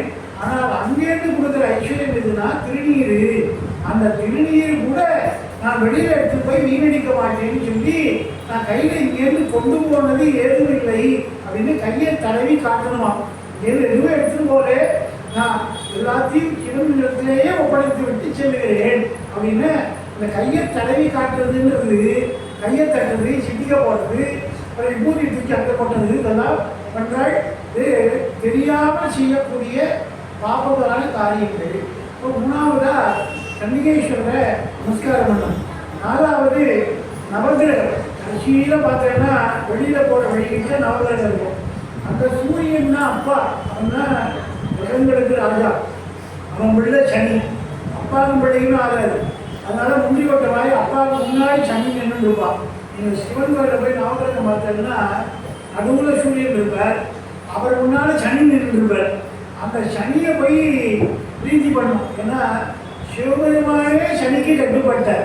அப்படி ஒரு வார்த்தை அவர் கொடுத்துருக்கார். ஈஸ்வர பட்டத்தை கொடுத்து 7.5 வருஷம் சிவனே ஆனாலும் கட்டுப்படுவேன் அப்படின்னு கட்டுப்பட்டார். அந்த கிரகத்துக்கு ஒரு மரியாதையை சிவபெருமான் கொடுத்தார். அதனால சனியை போல கொடுப்பாரும் இல்லை, சனியை போல கெடுப்பாரும் இல்லை அப்படின்னு சொல்லுது. சிவனுக்கு சமானமானவர் சனீஸ்வரன், அதாவது ஈஸ்வர பட்டம். வேற எந்த கிரகத்துக்கு ஈஸ்வர பட்டம் கிடையாது. ஞாயிறேஸ்வரன் சொல்றோமா, ஆதித்யேஸ்வரன் சொல்றோமா, சந்திரேஸ்வரன் சொல்றோமா கிடையாது. கேதயேஸ்வரன் சொல்றோமா, ராமேஸ்வரன், யாருக்கு ஈஸ்வர பட்டம் கிடையாது. சனிக்கு மட்டும் தான் சனீஸ்வரன்ற பட்டம். 4வதா தரிசனம் பண்ணோம். கடைசியில் ஈஸ்வரனாக இருக்கிற லிங்க தத்துவமாக இருக்கிற சுவாமி கருவறையில் அந்த ஈஸ்வரனை, பிரதான கருவறையில் ஈஸ்வரனை தரிசனம் பண்ணோம். இப்படி 5 ஈஸ்வரன். முதல்ல கணேஸ்வரன், 2வது நந்திகேஸ்வரன், 3வது சண்டேஸ்வரர், 4வது சனீஸ்வரன், 5வது பிரதான ஈஸ்வரனாக இருக்கிற கருவறையில் மகாலிங்கமாக இருக்கிற சுவாமியை தரிசனம் பண்ணோம். இப்படி 5 எழுத்தாய் இருக்கிற சுவாமியை 5 ரூபங்களாக சிவராத்திரியில் தரிசனம் எல்லாமே பண்ணணும். ஆனால் சிவராத்திரியில் விசேஷமாக இப்படி 5 மூர்த்திகளை தரிசனம் பண்ணால் சிவராத்திரி விரதத்துடைய பலன் கிடைக்கிறது அப்படின்னு சிவராத்திரி பலன் தருகிறார் அப்படின்றார். சிவராத்திரி விரதம் ஒரு முறையேறும் இருந்தவர்களுக்கு எப்பேற்பட்ட பாக்கியத்தை தருகிறார்னா, இல்லறத்தாருக்கு இம்மையிலே செல்வம் செய்கிறோம். ஒரு தரம் சிவராத்திரி விரதம் நாம் முறையாக அனுஷ்டித்து பார்த்தால் வாழ்கிற நாட்களிலேயே வறுமை என்பது நீங்கி நமக்கு பணவரவு என்பது வரும். அருணகிரிநாதர் நிறைய பிரபந்தம் பாடினார். திருப்புகழ், கந்தர் அந்தாரி, கந்தர் அனுபூதி, கந்தர் அலங்காரம், வேர்விருத்தம், மயில் விருத்தம், சேவல் விருத்தம், வகுப்புகள் எல்லாம் பாடினார். ஆனால் அவர் கடைசியாக கிரிரூபத்தில் பாடினது கந்தர் அனுபூதி என்கிற பாடல், 51 பாடல். அதில் கடைசி பாடல் உருவாய் அருவாய் உலதாய் இளதாய் மறுவாய் மலராய் மணியாய் ஒளியாய் கருவாய் உயிராய் கவியாய் கிரியாய் குருவாய் வருவாய் அருள்வாய் உகனே. அதை சொன்னார், குருவாய் வருவாய் அருள்வாய் உகனே. நீ குருவா உன்னை பிடிச்சிட்டு எனக்கு வருவாய் அருள்வாய், பணத்துக்கு கஷ்டம் இல்லாமல் நான் நினைக்கும் போதுதான் பணத்தை கொடுக்கலாம். நோட்டடிக்கிற மிஷினாக சிந்திக்க கொடுக்க பெறுவார் அப்படின்னு சொன்னான். ஆனால் வருவாய் குருவா வந்தாலே எனக்கு அனுகிரக மூர்த்தியாக இருக்கணும் அப்படின்னு அதை அற்புதமாக சொல்கிறாள். அப்படிப்பட்ட அந்த இம்மையிலே செல்வம் வாழ்கிற காலத்தில் கட்டமில்லை அப்படிங்கிற வகையான செல்வத்தை கொடுப்பார். அதான் ஞானசம்பந்த பெருமான் தேவார தலங்களிலே மூத்த தலமாக இருக்கிற தில்லை சிற்றம்பலத்தில் ஒரு தேவார பாடல் பாடினார். என்ன பாடலாம்? செல்வ நடமாடம் சென்று செல்வங்கி செல்வ மதிதோய செல்வர் வாழ் திருச்சிற்றம்பலம் மேய செல்வன் கடல் ஏற்றும் செல்வம் செல்வமே. இந்த பாடலை பார்த்தீங்கன்னா 8 தரம் செல்வம் செல்வம் செல்வம்னு பாடுகிறார். அப்படின்னா சிவபெருமானை யார் தில்லையில் போய் தில்லை கூத்தனை வழிபடுறாரோ அவளுக்கு அஷ்டைஸ்வரியம் கிடைக்கும், 8 விதமான செல்வங்களும் கிடைக்கும் அப்படின்றத ஞானசம்பந்தர் ஒரு தேவார பாடலில் திருச்சிற்றம்பலமாகிய சிதம்பர தலத்தில் பாடுகிறார். செல்வ நடமாடும் சென்று சேர்ந்தோங்கி அப்படின்ற பாடலில் குறிப்பிட்டு சொல்கிறார். அப்படிப்பட்ட அந்த சிவபெருமானுக்கு எப்போவுமே மனுதர்ம சாஸ்திரம் என்ன சொல்றதுன்னா, 3 பேரை பார்க்க போகும்போது வெறுங்கையோடு போகக்கூடாது அப்படின்னு மனுதர்ம சாஸ்திரம் சொல்லுது. அது என்ன 3 பேரை பார்க்கும்போது வெறுங்கையோடு போகக்கூடாதுன்னா, ஒன்று குழந்தைகள் இருக்கிற வீட்டுக்கு போகும்போது வெறுங்கையோடு போகக்கூடாது. ஏன்னா வீட்டுக்கு போகும்போதே தாத்தா எனக்கு என்ன வாங்கி வந்திருக்கேன், பாட்டி எனக்கு என்ன வாங்கி வந்திருக்கேன்னு இந்த சின்ன குழந்தைகள் ஓடி வாசலில் நான் மடியை கட்டின்னு கையில் கொண்டு வந்துருக்கிற மஞ்சள் பையை கொடுக்கும், சுருக்கு பையை பிடிங்க எனக்கு என்ன வாங்கி வந்திருக்கேன்னா, ஒன்றும் இல்லையா இங்கேருந்து வாங்கிட்டு போகிறதுக்காக வந்திருக்கேன்னா போ பாட்டின்னு சொல்லிட்டு ஓடி போயிடும். அதுலேருந்து உன் பேச்சுக்கா உன்னோட பேச மாட்டேன். குழந்தைய பார்க்க போகிற வீட்டில் வெறுங்கையோடு போகக்கூடாது. ஒரு சாக்லேட்டாவது பிஸ்கெட்டாவது இந்த காலத்தில் விஷயம் தெரிஞ்சுவா. பொண்ணு வீட்டுக்கு போகிறேன், பையன் வீட்டுக்கு போகிறேன்னா அந்த நிறைய பிஸ்கெட்டு, காராச்சேவு, மிக்சரு, இப்படி பட்சணங்கள்லாம் குழந்தைகள் இருக்குன்னு வாங்கிட்டு போவாள். அது விசேஷம். குழந்தைகள் இருக்கிற வீட்டுக்கு வெறுமையோடு போகக்கூடாது. ரெண்டாவது, வயோதிகர்கள் மருத்துவமனையில் வியாதியஸ்தர்கள் படுத்துருக்காங்கன்னா அவளை பார்க்க போகும்போது வெறுமையோடு போகக்கூடாது. வயசான பாட்டி ஐசியூவில் படுத்துருப்பார். அங்கேருந்து அமெரிக்காவிலேருந்து பையன் பேர வரான், எனக்கு அங்கேருந்து ரஷ்யன் ஆப்பிள் வாங்கிட்டு வரேன்னு சொல்லியிருக்கான் அப்படின்னு எல்லாருக்கிட்டையும் பெர்மிஷன் கொடுப்பாள். இவன் ஐசியூன்னு சொல்லிட்டு ஒரு பார்க்க தான் வந்தே மாட்டி அவனுக்கு ட்ரிப்ஸ் தான் ஏற்றணும் டாக்டர் சொல்கிறா, எதுவும் சாப்பிடப்படாத வாழ்க்கையா ஆனால் ஒன்றும் வாங்கிட்டு வரலன்னா அவன் சொன்னதெல்லாம் நினச்சி பார்த்து ஏகத்திலே பட்டு முடிச்சு போயிடும். அப்போது வயசான பாட்டிமா தாத்தா கண்டா வயோதிக காலத்தில் இந்த மூக்கில் படுத்துக்கும் போது அவளை பார்க்க போகும்போது பெருமையோடு போகக்கூடாது, எல்லாம் வாங்கிடும். மூணாவது, சுவாமியை பார்க்க கோயிலுக்கு போகும்போது ஒரு சிட்டிகை நல்லெண்ணெயாக எடுத்துகிட்டு போய் தீபத்தில் சேர்க்கணும். இல்லை ஒரே ஒரு வில்வ தளமாக எடுத்துகிட்டு போய் சுவாமிக்கு சேர்க்கணும். நம்மளால் எது முடியுமோ அது தரலாம், ஆனால் வெறுமையோடு போகக்கூடாது அப்படின்றத மனுதர்ம சாஸ்திரத்தை சொல்லுது. இந்த சித்தாந்தர்களில் திருமூல நாயனார் அற்புதமாக நமக்கு பாடல் பதிவு பண்ணுறார். அப்பனை நந்தியை ஆரா அமுதினை ஒப்பினி வள்ளலை ஊழி முதல்வனை எப்பரிசாயனும் ஏற்றுவின் எத்தினால் அப்பரிசால் ஈசன் அருள் பெறலாமே. பரிசுனா ஒருத்தர் ஜெயிச்சா அவளுக்கு ஒரு கிஃப்ட் கொடுக்குறோம், அதை பரிசு அப்படி சொல்கிறோம். அது மாதிரி இறைவனை பார்க்க போகும்போது அவருக்கு பரிசு அப்படின்னா என்னால் முடிஞ்சது இந்த சுவாமியை உனக்கு கொடுக்குறே அப்படின்னு சொல்லி அந்த பரிசு அப்படின்னு சொல்லும்படியான நம்மளால இயங்குறத சுவாமிக்கு தருது. அதை சொல்றார், ஒரு பச்சிலையாக இருக்கிற ஒரு வில்வ தளம், அது கோவிலில் போனீங்கன்னா எல்லா சிவன் கோயிலையும் வில்வ மரங்கள் நடந்துருக்கும். அந்த காலத்தில் காடு மாதிரி இருக்கும். இப்போ தலவிருஷமே வச்சுருக்காரு. அந்த இலைய துணி பறிச்சு எடுத்து போய் சிவபெருமானுடைய பாதத்தில் சர்வம் சிவார்ப்பணம்னு சேர்க்கணும். பச்சிலை எடினும் மக்களுக்கு இறங்கி முக்தி தந்தருள் மூவர்க்கு முதல்வனை இறங்குமே மனமே இறங்கும் என்ற ஒரு இலையை கொடுத்தாலும் தலைமுறையை காப்பவன் பரமேஸ்வரன். அப்போ எப்பரிசாயிலும் ஏற்றுவி அவன் கோயில் கட்டணும், கும்பாபிஷேகம், ஆனந்தானம் எல்லாம் தேவையில்லை. நம்மளால் என்ன முடியுதோ அதை கொடுத்தா அதை ஏற்றுக்கொண்டு இறைவன் நம்மை கண்டிருந்து முக்தியை தருகிறான். அப்படிப்பட்ட அந்த சிவராத்திரியில் யாரெல்லாம் வழிபட்டுகிறான்னு பார்த்தா, காஞ்சியில் உமாமகேஸ்வரி சிவபெருமானை வழிபட்டு சிவபெருமானுடைய இடப்பாகத்தில் இடம் கொண்டாள். இது லலிதா சகஸ்ரநாமம். லலிதாம்பிகைக்கு 1000 திருநாமங்களால் அர்ச்சனை பண்ணும். அதில் ஒரு நாம மகா பிரளய சாட்சினி அப்படின்னு பேர். மகா பிரளயம்னா ஒவ்வொரு ஊழியிலும் இந்த உலகம் அழிந்து தண்ணீரை போயிடும், எல்லா உயிரும் அழிந்து போயிடும். அப்போ அழியாமல் ஒருத்தருக்கார், அது யாருன்னா பரமேஸ்வரன். ஒன்றவன் தானே இதுதான் திருமந்திரமாவில் திருமண நாயகன். அவர் தான் பிறப்பிலி பிஞ்சகன் பேரருளாளர் இறப்பிலி. எல்லாரும் இறந்து போகிற காலத்திலும் இறக்காமல் ஒருத்தர் இருக்கார், அது யாருன்னா பரமேஸ்வரன் தான். அவர் இருக்கான்றதுக்கு சாட்சி சொல்ல ஒருத்தி கூட இருந்தாள், அவள் தான் மகா பிரளய சாட்சினி. அம்பாள் கூட இருந்தாள். இவர் இருந்தாலும் யார் பார்த்தாலும் கேட்பாலும் இல்லையோ, அப்போ சாட்சியா அம்பாள் இருந்தாள். மகா பிரளய சாட்சினி என்று லலிதாம்பிகையினுடைய அந்த சகஸ்ரநாமத்தில் திருநாமா வருது. மகா பிரளயத்தில் சிவபெருமான் அழியாமல் இருந்தாள்னு சாட்சி லலிதாம்பிகை தான், அவளும் அழியாமல் இருந்தாள் அப்படின்னு அற்புதமாக தெரிகிறது. அப்படி சிவபெருமானை உமையாள் வழிபட்டு அந்த வழிபட்ட நாள் தான் இந்த சிவராத்திரி. அதுதான் சுந்தரமூர்த்தி சுவாமிகள் அற்புதமாக நாமே ஏகாம்பரேஸ்வரத்தில் ஒரு தேவார பாடல் பாடினார்.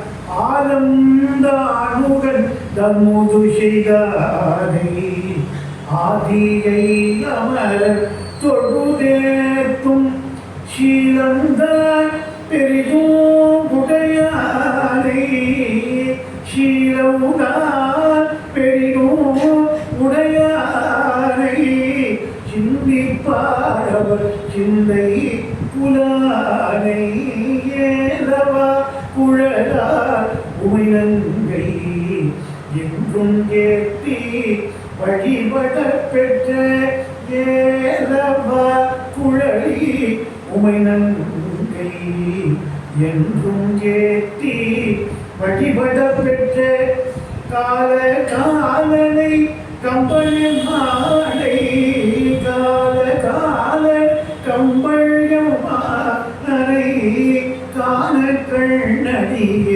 பெற்றவாரே காண கண்ணடிய பெற்றவாரே. இன்னொரு சொல்லணும்னா சிவனையே சாட்சியாக வச்சு ஒரு பொய் சத்தியம் பண்ண.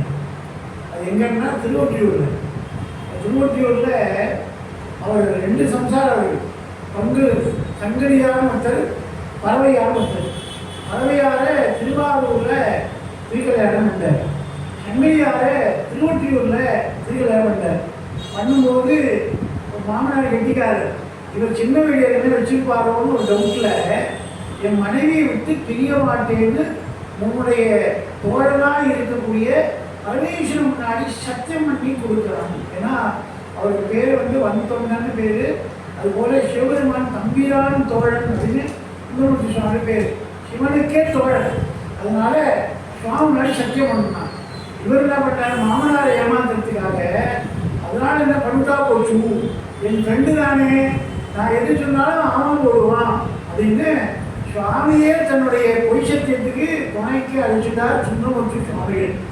எப்படின்னா தைரியம் உங்களுக்கு வந்ததுன்னா முதல்ல பிரம்மா இதை பண்ணாரோ இல்லையோ, தான் பார்க்காத சிவனாருடைய முடியை பார்த்துட்டேன்னு தாழம்பு வச்சு சாட்சியாகனா தாழம்பு தான் சாட்சி அப்படின்னு அது முடியிலேருந்து முதிர்ந்த ஒரு பூவை கொண்டு அதை பார்த்துட்டு நான் சிவனுடைய முடியை பார்த்துட்டேன் அப்படின்னு பொய் சத்தியம் பண்ணது பிரம்மா. அதை அடியொட்டி சுந்தரர் என்ன பண்ணார், சுவாமி கிட்ட சொன்னார், நான் நாளைக்கு கல்யாணம் பண்ணி போறேன், ஆனால் எனக்கு ஒரு சம்சாரம் ஏற்கனவே திருவாரூரில் இருக்கு, அதை பார்க்காம என்னால் இருக்க முடியாது. அதே சமயம் இந்த ஊரை விட்டு போகக்கூடாதுன்னு உங்களை விட்டு பிரியக்கூடாது சத்தியம் பண்ணிச்சுன்னா முன்னாடியே. ஆனால் ஒன்றை சாட்சியாக வச்சுன்னு பொய் சத்தியம் பண்ணுறதுக்கு எனக்கு மனசு இடம் கொடுக்குது. அதனால் நாளைக்கு ஒரு நாள் மட்டும் உன் கருவறையில் நீ இருக்கக்கூடாது, நீ விட்டுட்டு மகிழவர்த்தலில் போய் உட்காந்துக்கோ அப்படின்னு சுவாமிக்கு இவர் சொல்கிறார். இங்கே நீ இருக்கிற இடத்துல இருக்காது, அவரே பார்த்து செம்மணியில் உட்காந்துக்க. நிறைய பேர் என்ன சொல்லுவா, எந்த வேலையும் செய்யாமல் உட்காந்துருந்தா செம்மணியில் உட்காந்துருக்காங்க. ஆனால் ஓடி ஓடி பெருக்கி கூட்டி மழுகி கோலம் போட்டு குத்து வேலை கேட்டு பண்ணால் அவர் உடம்புல சக்தி இருக்கணும், ஓடுற வேலை சக்தி இருக்குதான். ஓடி போய் உட்காந்துங்க செவனையில் உட்காந்து, அவரே செவனையில் உட்காந்துருக்காரு. அவர் போய் நீ போய் மகிழவர்த்தலில் போய் உட்காந்துக்கோணும் அப்படின்னு சரின்னு சொன்னார். சொல்லிட்டு என்ன பண்ணார், அவர் கனவுல போனார். ஏன்னா சுவாமிக்கு சுந்தரன் மட்டும் வேணும் இல்லை, இந்த உலகத்தில் இருக்கிற எல்லாரும் அவருக்கு சமம்தான். அவருக்கு ஏற்றம் தாழ்வு என்பது அவரிடத்துல கிடையாது. அணுவிற்கு அணுவினால் அப்பாலுக்கு அப்பாலான். அதனால அவர் இவர் வசத்தி இவர் தாழ்ந்தவர் அப்படின்றதான பாகுபாடு அவரிடத்துல கிடையாது. அதாவது தொல்லை இருப்பிறவி சூடும் தலை நீக்கி அல்லல் அறுத்து ஆனந்தம் ஆக்கியது பெருமானுடைய திருநாமம். நமசிவாய வாழ்க. என்ன பண்ணார், மாமனார் பொண்ணு கல்யாணம் சாப்பிடாத சுந்தரருக்கு சங்கரியார் அவருக்கு என்ன பண்ண போய் என் ஃப்ரெண்டு பொய் சத்தி பண்ண போகிறான், அதனால் நீங்கள் என்ன பண்ணுவோம், என் முன்னாடி பண்ண வேண்டாம், மாப்பிள்ளை என் பொண்ணு விட்டு பிரிய மாட்டேன், திருவூற்றில் விட்டு நீங்க மாட்டேன்னு மகிழவர்த்தலில் பண்ணால் போதும் கேடு போகலாம். உடனே இந்த காலையில் மாலை நிறுத்தமாக இருக்கும்பொழுது மாமனார் சொன்னால் என்னன்னாலும் சுவாமி முன்னாடி வேண்டாம், அவரை இந்த பந்தயத்தில் இருக்க வேண்டாம், எல்லாரும் வாழ்க்கையில் விளையாடுறோம் அவர் தான், அவரை வச்சுட்டு நாம் விளையாட வேண்டாம், மகிழவர்த்தலில் பண்ணாலும். உடனே பார்த்தார், ஓ இதெல்லாம் ரொம்ப விளையாட்டா அப்படின்னு சொல்லிட்டு வேற வழியே இல்லைன்னு சத்தியம் பண்ணி கொடுத்தாரு. ஆனால் சத்தியத்தை காப்பாற்றணும் வேண்டாமா, வேறு சத்தியம் சக்கரை பொங்கல்னு சொல்லுது. பண்ணும்போது அதனால் என்ன பண்ணி விடுறேன் அப்படி பார்த்துக்கிறேன் எல்லாம் சொல்லுவான். ஆனால் போக போக தான் சாயம் படுக்கிறதுன்னு மாமனார்கிட்ட என்னெல்லாம் சொல்கிறானோ, என் பொண்ணை அழ வைக்கக்கூடாதுன்னு உடனே மாமனை சொல்கிறான். வெங்காயம் இனிமேல் நானே திருத்துறேன், அவள் திருத்தினா தானே கண்ணில் ஜெல வரும், அவளை அழ வைக்க மாட்டேன். இது மாதிரி சில பிரகஸ்பதிகள்லாம் வேணும்.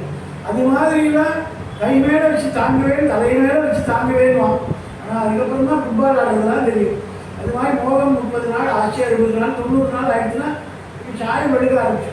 அது மாதிரி ஒரு என்னாச்சுன்னா, அந்த திருவாரூரில் மார்கழி திருவாதிரை ரொம்ப விசேஷமாக கொண்டாடுவார். அது வந்துருத்துன்னு உடனே ஒரு கையும் காலம் ரெக்க கட்டி பறக்கிறது. இதோ மார்கழி திருவாதிரை வந்து நான் போய் திருவாரூரில் போய் தியாகராஜர் போய் தரிசனம் பண்ணுறேன் அப்படின்ட்டு இவர்கிட்ட சொன்னால் விடமாட்டா, மாமனார் தெரிஞ்சால் காலை உடைச்சு விடுவான்னு சொல்லிட்டு என்ன பண்ணால் சொல்லாமலா பாதராஜ் சுவாமிகள் வெளில போயிட்டு வரேன்னு சொல்லி கிளம்பிட்டார். அப்படி திருவொற்றியூர் தாண்டிட்டார். யாரை வேணா ஏமாத்தலாம், ஆனால் கண்முதலான தங்கருளை கண்காட்ட வந்தெய்தி என்று அற்புதமாக சொல்வாரே, அவனுடைய கருணை எந்த இடத்துலையும் வந்து நிற்கும், அவனை ஏமாற்ற முடியாது. அவன் மாற்ற பண்ணிட்டே இருப்பார். அப்போது என்ன வேணா எந்த திருவொற்றியூரை விட்டு நீங்க மாட்டேன்னு சொன்னாரோ அந்த திருவொற்றியூரை விட்டு நீங்கின உடனே 2 கண்ணும் பார்வையும் ஒரு போயிடுச்சு. போன உடனே பார்வை இருந்தால் தானே நீ அங்கே போய் திருவாரூர் போய் சேர முடியும். பார்வையிலாட்டா எப்படி போவே அப்படின்ற உடனே அப்படியே நடந்து வந்து 3 கோலை பெற்றார். அதுக்கப்புறம் அங்கேருந்து காஞ்சிபுரம் வந்தார். வந்த உடனே இந்த காமாட்சிக்கிட்டே இதை பாடினார்.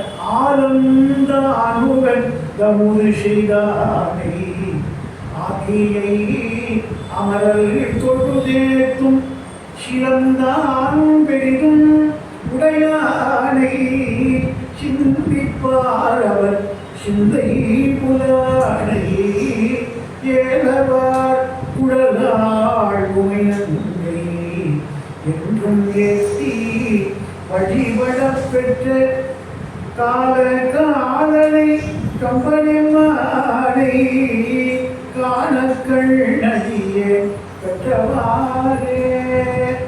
ஏகாம்பரேஸ்வரர் காமாட்சி அம்மனை தரிசனம் பண்ணோடனே ஒரு கண்ணை தலையை அதை வச்சு பொழைச்சிக்கூடா அப்படின்னு சொல்லி அம்பாள் வந்து சுவாமிகிட்ட சொல்லி, என்னென்றாலும் நம்ம குழந்தை தப்பு பண்ணா கொஞ்சம் கருணை காட்டக்கூடாதா, அதான் கருணையே வடிவானவள் காமாட்சி. கருணை பண்ணாள். அக்ஷினா கண்ணுன்னு பேரு, காமம்னா விருப்பம் ஆசைன்னு பேரு. இவளுடைய விருப்பத்தை சுந்தருடைய ஆசையை அவள் கண்களால் நிறைவேற்றி கண் கொடுத்தவள், அதான் காமாட்சின்னு அவள் பேரு. அப்படியே அந்த காமாட்சியோட அலங்காரத்தால முருகன் பெற்றாள். அதனாலதான் அவர் சொன்னார் காணக்கண் அடியேன் பெற்றவாறே. இப்படி அற்புதமான இந்த சிவராத்திரி விரதத்தில் சுவாமி வேண்டி சுந்தரருக்கு கண்காணி கொடுத்தார். 2வது சிவராத்திரி விரதம் எப்படி உண்டாச்சுன்னா, திருவண்ணாமலை நமக்கு தெரியும். பிறக்க முக்தி தருவது திருவாரூர், இருக்க முக்தி தருவது காஞ்சிபுர கஷேத்திரம், தரிசிக்க முக்தி தருவது திருப்புங்கூர் சிவலோகநாதன், சேவிக்க முக்தி தருவது சிதம்பர கஷேத்திரம், அதுபோல இறக்க முக்தி தருவது காசி மாநகரம், நினைத்தாலே முக்தி தருவது திரு அண்ணாமலை.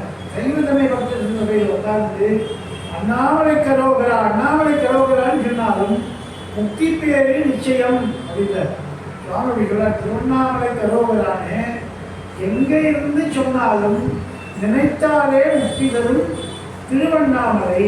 அந்த இடத்துல அடிமுடி தேடிய நாள் தான் சிவராத்திரி. பிரம்மா என்ன பண்ணார், எனக்கும் 5 தலை சிவனுக்கும் 5 தலை, அதனால சிவனை பார்த்து நான் இனிமேல் 5 தலை வைத்துக் கொள்ள மாட்டேன் அப்படின்னு சொல்லி நாராயணன் கிட்ட போய் மத்தியஸ்தம் பேச போனார். நானும் சிவனும் ஒன்று தானே, அறியும் சிவனும் ஒன்று அறியாத வாயில மண்ணுன்னு ஒரு பழமொழி. ஆனால் பிரம்மா சொன்னார், நானும் சிவனும் ஒன்று தானே, எனக்கும் 5 தலை இருக்கு, சிவனுக்கு 5 தலை இருக்கு. சிவபெருமானுக்கு 5 தலை உண்டு, பிரம்மாவுக்கு 5 தலை உண்டு. என்னன்னா அகோரம், சத்யோஜாதம், வாமதேவம், தற்புருஷம், ஈசானம் என்று 5 முகங்கள். 5 முகங்கள் பிரம்மாவுக்கு இருக்கு, சிவனுக்கு இருக்கு. அதனால் பிரம்மா என்ன பண்ணார், நானும் சிவனும் ஒன்றுதான் அப்படின்னு நினைச்சிட்டார். ஆனால் இந்த கர்வம் வந்தது. உடனே அகோர வீரபத்திரராக பிரம்மாவுடைய 5வது தலையா இருக்கிற ஊருக்குல அந்த தலையை அவர் திருக்கண்டியூர் அப்படின்ற கஷேத்திரத்தில் அட்ட வீரட்ட தலங்கள் 8 கஷேத்திரம் இறைவனுடைய வீரம் அடைந்த தலங்கள். அதில் திருக்கண்டியூர் அப்படின்ற தலத்துல பிரம்ம சிரகண்டீஸ்வரர்னு சுவாமி பேர். பிரம்மாவுடைய சிரம்னா தலை, அதை வந்து ஒரு நகத்தால கிள்ளி போட்டாராம் அகோர வீரபத்திர சுவாமியாக. அதனால அவருக்கு வந்து பிரம்ம சிரகண்டீஸ்வரர் அப்படின்றதான திருநாமம் அங்கே உண்டு. நான்முகன்னு ஒரு தலையை குறைச்சார். இப்போ எனக்கு 5 தலை, உனக்கு 4 தலை, உனக்கே தலை நான் தான். இப்போலாம் நிறைய தலை பிரச்சனை தான் வருது. ஏரியா தலை யாருன்னு ஒருத்தனை வெட்டிக்கிறா, சண்டை போடுறான். அந்த காலத்திலே எங்களுக்கு பிரம்மா ஆரம்பிச்சிருச்சது, இன்னி வரைக்கும் நடந்துட்டு இருக்கேன் இந்த சண்டை. யார் பெரியவே வந்து சண்டை போடுறது. அது மாதிரி பிரம்மா வந்து விட்டுக்கிட்ட போய் சொன்னார், நானும் 5 தலை, அவர் 5 தலை, நானும் அவர் ஒன்று தானின்னா. அவர் சொன்னா, அப்போ நான் மட்டும் என்ன பொக்கா அப்படின்னு நாராயணன் இருக்காரு. நீயும் சிவனும் ஒன்றுனா அரியும் சிவனும் ஒன்றுன்னு சொல்கிறாரு, அதே என்னன்னு கேட்டார். உடனே சிவபெருமான் நீங்களே சொல்லுவோ, பிரம்மாவும் சிவனும் ஒன்றா, நாராயணன் சிவனும் ஒன்றா அப்படின்னு சொல்லுவோன்னு திருவண்ணாமலையில் போய் ஆதியும் அந்தமும் இல்லாத அருட்பெரும் ஜோதிடத்தை போய் கேட்டார். கேட்ட உடனே அவர் சொன்னார், அப்போ செய்ங்கோ, ஒருத்தர் வந்து என்னுடைய தலையை போய் பார்த்துட்டு வாங்க, ஒருத்தர் போய் என்னுடைய பாதத்தை பார்த்துட்டு வாங்க. யார் முதல்ல போய் பார்த்துட்டு வரீங்களோ அவர்கள் தான் பெரியவர் அப்படின்னு நான் சொல்கிறேன் அப்படின்னு பிரம்மாவும் நாராயணன் சண்டை போட்டுனார். 2 பேரில் யார் பெரியவர்? அப்போது யார் முதல்ல பார்க்குறவரே அவன் பெரியவர். அதுதான் அனிவார்ய பெருமையார் அந்த திருவம்பாவை பாடும்போது சொன்னார், பாதாளம் 7 கீழ் சொற்க சிவப்பாதமல்ல. பாதாளம் 7 பாதாளம் இருக்கு. அதனால் இதெல்லாம் சுத்தர மகாதர கராதர பாதாளம்னு இந்த 7 லோகங்களை தொடர்ந்து போனார் வராக ரூபியாக நாராயணன். ஆனால் அவருடைய பாதத்தை பார்க்க முடியல. பாதாளம் 7 கீழ் சொற்க சிவ பாதமல்ல. பிரம்மா அன்னபட்சி எடுத்துட்டு பூலோகம், புகலோகம், சிவலோகம், மகலோகம், சத்தியலோகம்னு 7 லோகம் மேலே போய் தேடினார். போதார் பொனை முடியும் எல்லா பொருள் முடிவே. சிவபெருமானுடைய அந்த தாழம்பூவை சூடியிருந்த சிவனுடைய ஒன்றை சூடிய சடைமுடி எல்லா பொருள்கள் எங்கே முடிகிறதோ அதுக்கு மேலாகி இருக்கிறது, எல்லா பொருள் முடிவே அப்படின்னு சொன்னார். அந்த அந்த விதல பகிரண்டங்களுக்கு அப்பாலுக்கு அப்பாலான், அணுவுக்கு அணுவினால் அப்பாலுக்கு அப்பாலான் அப்படி இருந்தார். இப்போ 2 பேரும் தேர்தலா கண்டுபிடிக்க முடியல. ஆனால் இவர் பொய் சத்தியம் பண்ணி தாழ்வு சாட்சி கூட்டு அதை பார்த்தா நான் சிவனை பார்த்துட்டேன்னு சிவன் இங்கே பொய் சொன்னார். ஆனால் நாராயணன் உண்மையை ஒத்துள்ளார். சிவனே காண்பாரார் கண்ணுதலார் காட்டாக்காரே. சிவபெருமான தரிசனம் பண்ணால் அவரே தரிசனம் கொடுத்தாலும் பார்க்க முடியும், தவிர நாம் பார்க்கணும்னு தேடி போனால் பார்க்க முடியாது. அவரே தரிசனம் தரணும். அதனால அவனருளாலே அவன் தாழ் வணங்கி வணங்கிறது கூட அவர் தான் அனுகிரகம் பண்ணணும். அப்போ 2 பேரும் தேடினா 2 பேருமே பார்க்கலே. ஆனால் அப்படி பெருமான் சொன்னார் திருவண்ணாமலையிலே, தேடி கண்டு கொள்ளே உள்ளே தேடி கண்டு கொள்ளே திருமாலோடு நான் முகனோ தேடி தேடுள்ள தேவனை உள்ளே தேடி தேடுள்ள தேவனை என்னுள்ளே தேடி கண்டு கொண்டே இருமாந்திருப்பன் போலோ ஈதன் மல்கன தென்னப்பட்டு சிறுமான் ஏந்தி தன் சேவடிக்கு சென்று இருமாந்திருப்பன் போலோ. எப்போ கர்வப்படுறாருன்னா, எனக்கு 5 தலை, சிவனுக்கு 5 தலை, நானும் சிவன் ஒழுங்கு அப்படி கர்வப்பட்டா கிள்ளி போட்டுவார் தலையை. ஆனால் இருமாந்திருப்பன்களோ ஈசன் பல்கன தென்னப்பட்டு சிறுமான் ஏந்தி தன் சேவடிக்கு சென்று இருமாந்து இருப்பன்களோ. சிவனடியார்களோடு சிவராத்திரியில் போய் உட்கார்ந்துட்டா அங்கே அடியார்களுக்கு தரக்கூடிய அந்த ஆனந்த அபிஷேக தரிசனம் எனக்கும் கிடைக்கும் என்று சிவராத்திரி பந்தத்தில் அதுதான் ஒரு சக்தியாய் சொல்றார். அபிஷேகத்தில் சுவாமி எங்கே இருப்பார் அப்படின்னு ஒரு கேள்வி கேட்டால் வடலூர் வல்லல் பெருமாள்.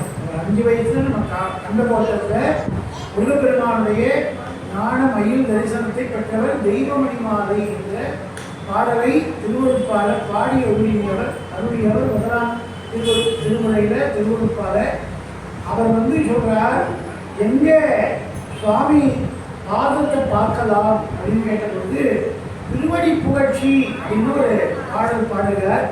அதில் எங்கே அடியார் உளறு என்று தேடி அங்கே அருள் கொடுக்க எழுந்தருளும் வன்மைப்பதம் என்று சொல்றார். சைவ சமய பக்தஜன சபையில என்னுடைய நாமத்தையும் பெருமையும் கேட்கறதுக்குமே சிவனடியார்கள் வருகிறார்கள். அங்க போய் உட்கார்ந்தா சிவனுடைய பாதத்தை பார்க்கலாம். நான் சொல்றேன், வடலூர் வள்ளல் பெருமான் திருவடி புகழ்ச்சி அப்படின்றதான பாடல்களை சொல்றார். எங்கே என் அடியார் உடல் என்று தேடி அங்கே அருள் கொடுக்க எழுந்தருளும் வன்மை பதம். அப்படின்னா சிவனுக்கு வருவாரா ஆகலாமா அப்படின்னா கண்டிப்பா வருவார், பார்க்கலாம். ஆனால் காற்றை எப்படி உணர முடியுதோ அது மாதிரி சிவனருடைய சிந்தித்து உணரலாமே தவிர நம்ம நேரடியா அவரை பார்க்க முடியாது.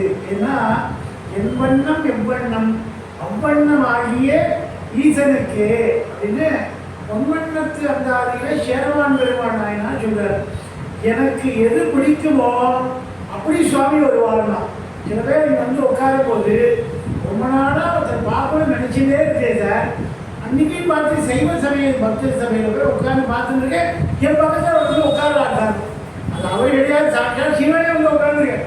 நம்ம மனக்குறை என்னவோ அந்த சுவாமி அவரூபத்தில் வந்து அதை நமக்கு தீர்த்து வைப்பார். என் வண்ணம் எவ்வண்ணம் அவ்வண்ணம் ஆகிய ஈசனுக்கு என்று பொன்வண்ணத்தந்தாரியில சேரவான் பெருமானா சொல்றார். அந்த சிவராத்திரி விரதம் இருந்தா என்ன பலன் கிடைக்கும்னா அடியார்களோடு சேர்ந்து பண்ணா அடியார் உறவும் அரண் பூஜையும் அன்பு நன்றி படி நீதினில் பெரும் பயன்பேறு உள்ளதோ என்று பட்டினத்தார் பாடுறார். இந்த உலகத்தில் நாம் மனுஷனா பிறந்ததுக்கு எல்லாத்துக்கும் பலன் வேணும்னு சொல்றோம். ஒரு சொற்பொழி கேட்கவானா கூட சார் அங்கே போனால் என்ன கிடைக்கணும், பிரசாதம் கிடைக்கும் அப்படின்னா கூட வருதில்லை. அப்போ பலன் தேடி தான் மனிதன் போகிறான். இங்கே போனால் என்ன கிடைக்கும், அங்கே போனால் என்ன கிடைக்கும் அப்படின்னு மற்றவாறு சொல்ல என்னை போல சில அசத்துக்களை சொல்றேன். பலன் வேண்டி போகிறது. மகாதேவன் சார் வந்து சொற்பொழி ரொம்ப என்ன சொல்லுவார். நான் முதல்ல ஒரு 2000 புக்கு தேவார பதிகங்கள் போட்டேன். ஆனால் ஒருத்தர் கூட வாங்கலை. உடனே யோசிச்சேன், ஏன்னா அது 2000 காப்பி போட்டு வீணாயிடுச்சுன்னு. அட்டையை மட்டும் மாற்றி பிரிண்ட் பண்ணேன். உடனே 2000 காப்பி 10 வருஷத்துல விற்று போச்சுங்க.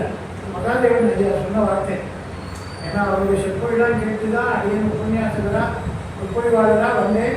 இந்த சைவ சமய பக்தஜன சபைக்கு என்னை கூட்டின்னு வந்ததே மகாதேவன் ஐயா தான். அவர் என்னை போல பல பேரை உருவாக்கினார். அவர் சொற்பொழி நான் கேட்டது. அவர் சொன்னார், நான் வந்து தேவார பதிகங்கள் 2000 காப்பி மனஞ்செலவு பண்ணி போட்டேன். எல்லாருக்கும் சிவனர்கள் கிடைக்கணும்னு. அது என்ன பதிப்புக்கு என்ன செலவாச்சோ அதுதான் விலையா வச்சேன். 20 ரூபாய் வச்சேன். ஆனால் யாரும் வாங்கலே. ஆனால் பேரை மாற்றி அட்டையை மாற்றினேன். 2000 காப்பி இட்டு போச்சுன்னு பக்கத்தில் கேட்டால் என்ன பேர் மாற்றினேன்னா பதிகங்கள்ன்ற தேவார பதிகங்கள்ன்ற பேருக்கு பதிலாக முன்னாடி பலன் தரும் தேவார பதிகங்கள்னு போட்டேன். ஓ அப்படின்னா இது சொன்னால் எல்லாம் பலன் கிடைக்கும்னு எல்லாம் வாங்கிட்டாங்க. ஓ அவரே சொன்ன வார்த்தை இது எவ்வளோ உண்மை பாருங்க. தேவார பதிகங்கள் தான் உள்ள இருக்கு. அதை உண்மையாக அதை போட்டால் ஒருத்தர் வாங்கலை. ஆனால் முன்னாடி ஒரு வார்த்தை கவர்ச்சியா பலன் தரும் தேவார பதிகங்கள்னு போட்டவங்க 2000 காப்பி இது வச்சுக்கிட்டார். அப்போது மனிதனுடைய இயல்பு என்னன்னா, நான் இந்த விரதம் இருந்தா சிவராத்திரி விரதம் இருந்தா எனக்கு என்ன கிடைக்கும் சுவாமி அப்படின்னு அது மாதிரி பலனை எதிர்பார்த்து செய்கிறவர்கள் அவர்களுக்கு பலன் கிடைக்கும் அப்படின்றத இந்த சிவராத்திரியில் சொன்னார். அதில் ஒரு வேடன் ஆனால் கண்ணப்ப நாயனார் அவர் வந்து 6 நாளில் சிவபூஜைனா என்னன்னே தெரியாது. ஆனால் 6 நாளில் சிவனை வழிபாடு பண்ணி தனக்கு தெரிஞ்ச வகையில் வழிபாடு பண்ணார். இதுதான் பண்ணணும்னு தெரியாது அவருக்கு. திருமலை சொல்லணும், தேவாரம் சொல்லணும், இப்படிலாம் அபிஷேகம் பண்ணணும், கங்காதி ஜலங்கள்லாம் கொண்டு வரணும், ஒன்றும் தெரியாது. ஆனால் தனக்கு தெரிஞ்ச மாதிரி ஒரு பூஜையை இதுதான் பூஜை அப்படின்னு அவர் பண்ணார். ஆனால் அதைத்தான் சிவன் ஏற்றுள்ளார். இதை அற்புதமாக சுந்தர சொல்வார். கண்ணப்பன் ஒப்பதோர் அன்பின்மை கண்ணபின்னும் அப்படின்னு தெரிவிக்கிறார். என்னையும் நாயையும் நாச்சிவிகை ஏற்றி வைத்தான். இந்த நாயை கூட பல்லக்கில் ஏற்றி வச்சான் சிவன்னா அது காரணம் ஒரு கண்ணப்பனம் போல ஒரு அன்பு செலுத்தாத எனக்கும் அருள் புரிந்தான் அப்படின்னா. அப்ப சிவராத்திரியில் அவன் என்ன பண்ணணும்னா சிவனை அன்புருவாக நினைத்து வழிபட வேண்டும். திருமந்திரமாளர் திருமணம் என்ன சொல்றார்? அன்பும் சிவமும் இரண்டென்பார் அறிவில்லாதவங்க அன்பு வேற சிவவேற சொல்வார்கள். ஆனால் அன்பே சிவமாவது யாரும் அறிகிறார். ஆனால் அந்த அன்புல தான் சிவம் இருக்குன்னு யாரும் அறியறதே இல்லை. அன்பே சிவமாவது அறிந்த பின் யார் ஒருத்தர் சிவராத்திரி வருதுன்னா தெரிஞ்சுக்கிறாரோ அன்பே சிவமாய் அமர்ந்திருப்பாரே. இதான பாடல். 4 வரி சிம்பிளான பாடல். அன்பும் சிவமும் இரண்டென்பார் அறிகிறார். அன்பே சிவமாவது யாரும் அறிகிறார். அன்பே சிவமாவது யாரும் அறிந்தபின் அன்பே சிவமாய் அமர்ந்திருப்பாரேன்னு அப்படியே அவரே சிவமாயிடுவார். அதைத்தான் சிவாக்கிய சித்தர் சொல்றார். சிந்திக்க சிந்திக்க சிவமே ஆவாய் அப்படின்னார். நாம சிந்தனை பண்ணிட்டே இருந்தா நாமே சிவமாக முடியும் அப்படின்றத அதை சிவாக்கிய சித்தர் சொல்றார். நாமே சிவமாக முடியும். அதுக்கு செய்ய வேண்டியதுதான் அன்புருவாக இருக்க வேண்டும். அதை வள்ளலார் சொன்னார். அன்புருவாம் பரசிவமே அன்பெனும் படையுள் உட்படு பரம்பொருளே அப்படின்னு தான் அற்புதமா அன்பையே சிவமாக ஒரு திருவருட்பா பாடல்ல வடலூர் வள்ளல் பெருமான் புகழ்ந்து பாடுகிறார். அது மாதிரி பிரம்மா சரஸ்வதியை திருக்கல்யாணம் பண்ணின நாடு இந்த சிவராத்திரி தான். மாசி மாசத்து சதுர்தசி கூடிய சிவராத்திரி அன்னைக்கு பிரம்மா தான் முதல்ல உற்சவம் பண்ணாருன்னு உங்களுக்கு முதலே சொன்னேன். அதுலாம் இருக்கிற பிரம்மோற்சவம் ஆரம்பிச்சுன்னு சொன்னேன். அந்த உற்சவம் எதுக்காக பண்ணாருன்னா அந்த கல்யாணம் பண்ணிக்கிறதுக்கு மனைவி வேண்டும், அந்த கல்யாணம் வேணும். ஏன்னா ஒருத்தனுடைய வாழ்க்கை நல்லதாக அமையிறதுன்னா அவன் இல்லறத்தில் ஈடுபட வேண்டும். அவன் பிரம்மச்சாரியாக இருந்தாலும் அவனுக்கு தான தர்மங்கள் பண்ணுறதுக்கு அதிகாரம் கிடையாது. அவன் மனைவியை விட்டுட்டு காட்டில் சன்னியாசியாக காஷாயம் கட்டிட்டு போனாலும் தான தர்மங்கள் பண்ணுறதுக்கு அவனுக்கு அருகதை தகுதி கிடையாது. அப்போ பிரம்மச்சாரியும் கிடையாது, கொண்டாட்டியே வேணாலும் விட்டுட்டு சன்னியாசியாக காவி கட்டிட்டு போகிறான் அவனும் கிடையாது. இப்போ யாருக்கு தான தர்மம் பண்ணுற அதிகாரம் கொடுத்துருக்காருன்னா நம்முடைய வேதம் இல்லறத்தானுக்கு தான் கொடுத்துருக்காரு. அதனால தான் அவளுக்கு பேரே இல்லறத்தாள் அப்படின்னு பேர். அவள் இல்லாட்டா இவனுக்கு எதுவுமே கிடையாது. அதுதான் அவள் இல்லைன்னா அவனுக்கு இல்லைன்னு இல்லான்னு அவளுக்கு பேர் இல்லத்தரசி அப்படின்னு பேர். அதே பிரம்மாவே அந்த சரஸ்வதியை மண்ணில் நல்ல வண்ணம் வாழலாம் வைகளும் எண்ணில் நல்ல கதிக்கு யாரும் ஒரு குறைவில்லை கண்ணில் நல்ல அமுதூரும் கழுமல விருநகர் பெண்ணின் நல்லாளோடு பெருந்தகை இருந்ததே. எந்த ஒரு ஜீவன் மனிதனாக பிறந்தாச்சுன்னா இல்லறத்திலே வாழ்ந்தால்தான் நல்லறமாகி சிவத்தை பெற முடியும் என்பதை சம்பந்த பெருமானே வாழ்ந்து காட்டினார். அதனாலதான் திருநல்லூர் பெருமணம் என்கிற ஆச்சாரபுரத்தில் ஞானசம்பந்தருக்கு திருக்கல்யாணம் வந்தவுடனே அவர் சொன்னார், நான் இல்லறத்தை அனுபவிக்கிறதுக்காக கல்யாணம் பண்ணிக்கிறேன், இல்லறத்தை விரதம் மேற்கொண்டு சிவத்தை அணைவதற்காக இல்லறத்தை நான் கைகொண்டேன் அப்படின்னு அவள் அந்த ஞானசம்பந்த பெருமான் கல்யாணமான கையோடு அப்படியே தீவனம் ஜோதியில சிவஜோதியில அப்படியே சென்று தன்னுடைய மனைவியை அழைச்சிட்டு போய் சேர்ந்துட்டார். அப்போ சிவனை அடையறதுக்கு உபாயம் எதுன்னா மனைவியோடு நாம் நடத்தக்கூடிய இல்லறம் தான் சிவபெருமானே விளைகிறான். அதனாலதான் அவர் மண்ணில் நல்ல வண்ணம் வாழலாம்னு ஒரு கல்யாணத்துல இன்னைக்கும் தமிழ் வழி கல்யாணம்னா இந்த தேவார பாடலை சம்பந்த பெருமானுடைய தேவார பதிகத்தை சொல்லிதான் மங்கள நாளை சுட்டுவார்கள். மண்ணில் நல்ல வண்ணம் வாழலாம் வைகளும் எண்ணில் நல்ல கதிக்கு யாருமோர் குறைவில்லை கண்ணில் நல்ல அமுதூரும் கடுமல வளநகர். சீர்காழிக்கு 12 விதமான திருநாமங்கள் உண்டு. அதுக்கு துவாதசாந்த திருத்தலம் பேர். துவாதசம்னா 12. அந்த தலம் அந்த சீர்காழிக்கு 12 நாமங்கள் உண்டு. இந்த 12 நாமத்தின் பேரில் தேவாரத்தை ஞானசம்பந்தர் பாடுகிறார். அதுல அந்த கடுமல வளநகர் அப்படின்றது ஒரு நாமம் சீர்காழி. இந்த கழிமல வளர்கள் பெண்ணின் அல்லாரோடு பெருந்தகை இருந்ததே அப்படின்னா இவர் சௌக்கியமா சிவமா மங்களமா இருந்தாருன்னா அதுக்கு காரணமே அவர் கூட இருக்கிற சம்சாரம் தான் அப்படின்றத பெண்ணின் நல்லாரோடு ஒரு நல்ல மனைவி அமைந்து விட்டால் கணவனுக்கு அதுவே நல்லறம். அதனாலதான் மனைவி அமைவதெல்லாம் இறைவன் கொடுத்த வரம் அப்படின்னா. மனைவி நல்லா அமையலைன்னா இவன் வாங்கிய சாபம் அப்படின்னு தெரிஞ்சுக்கணும்.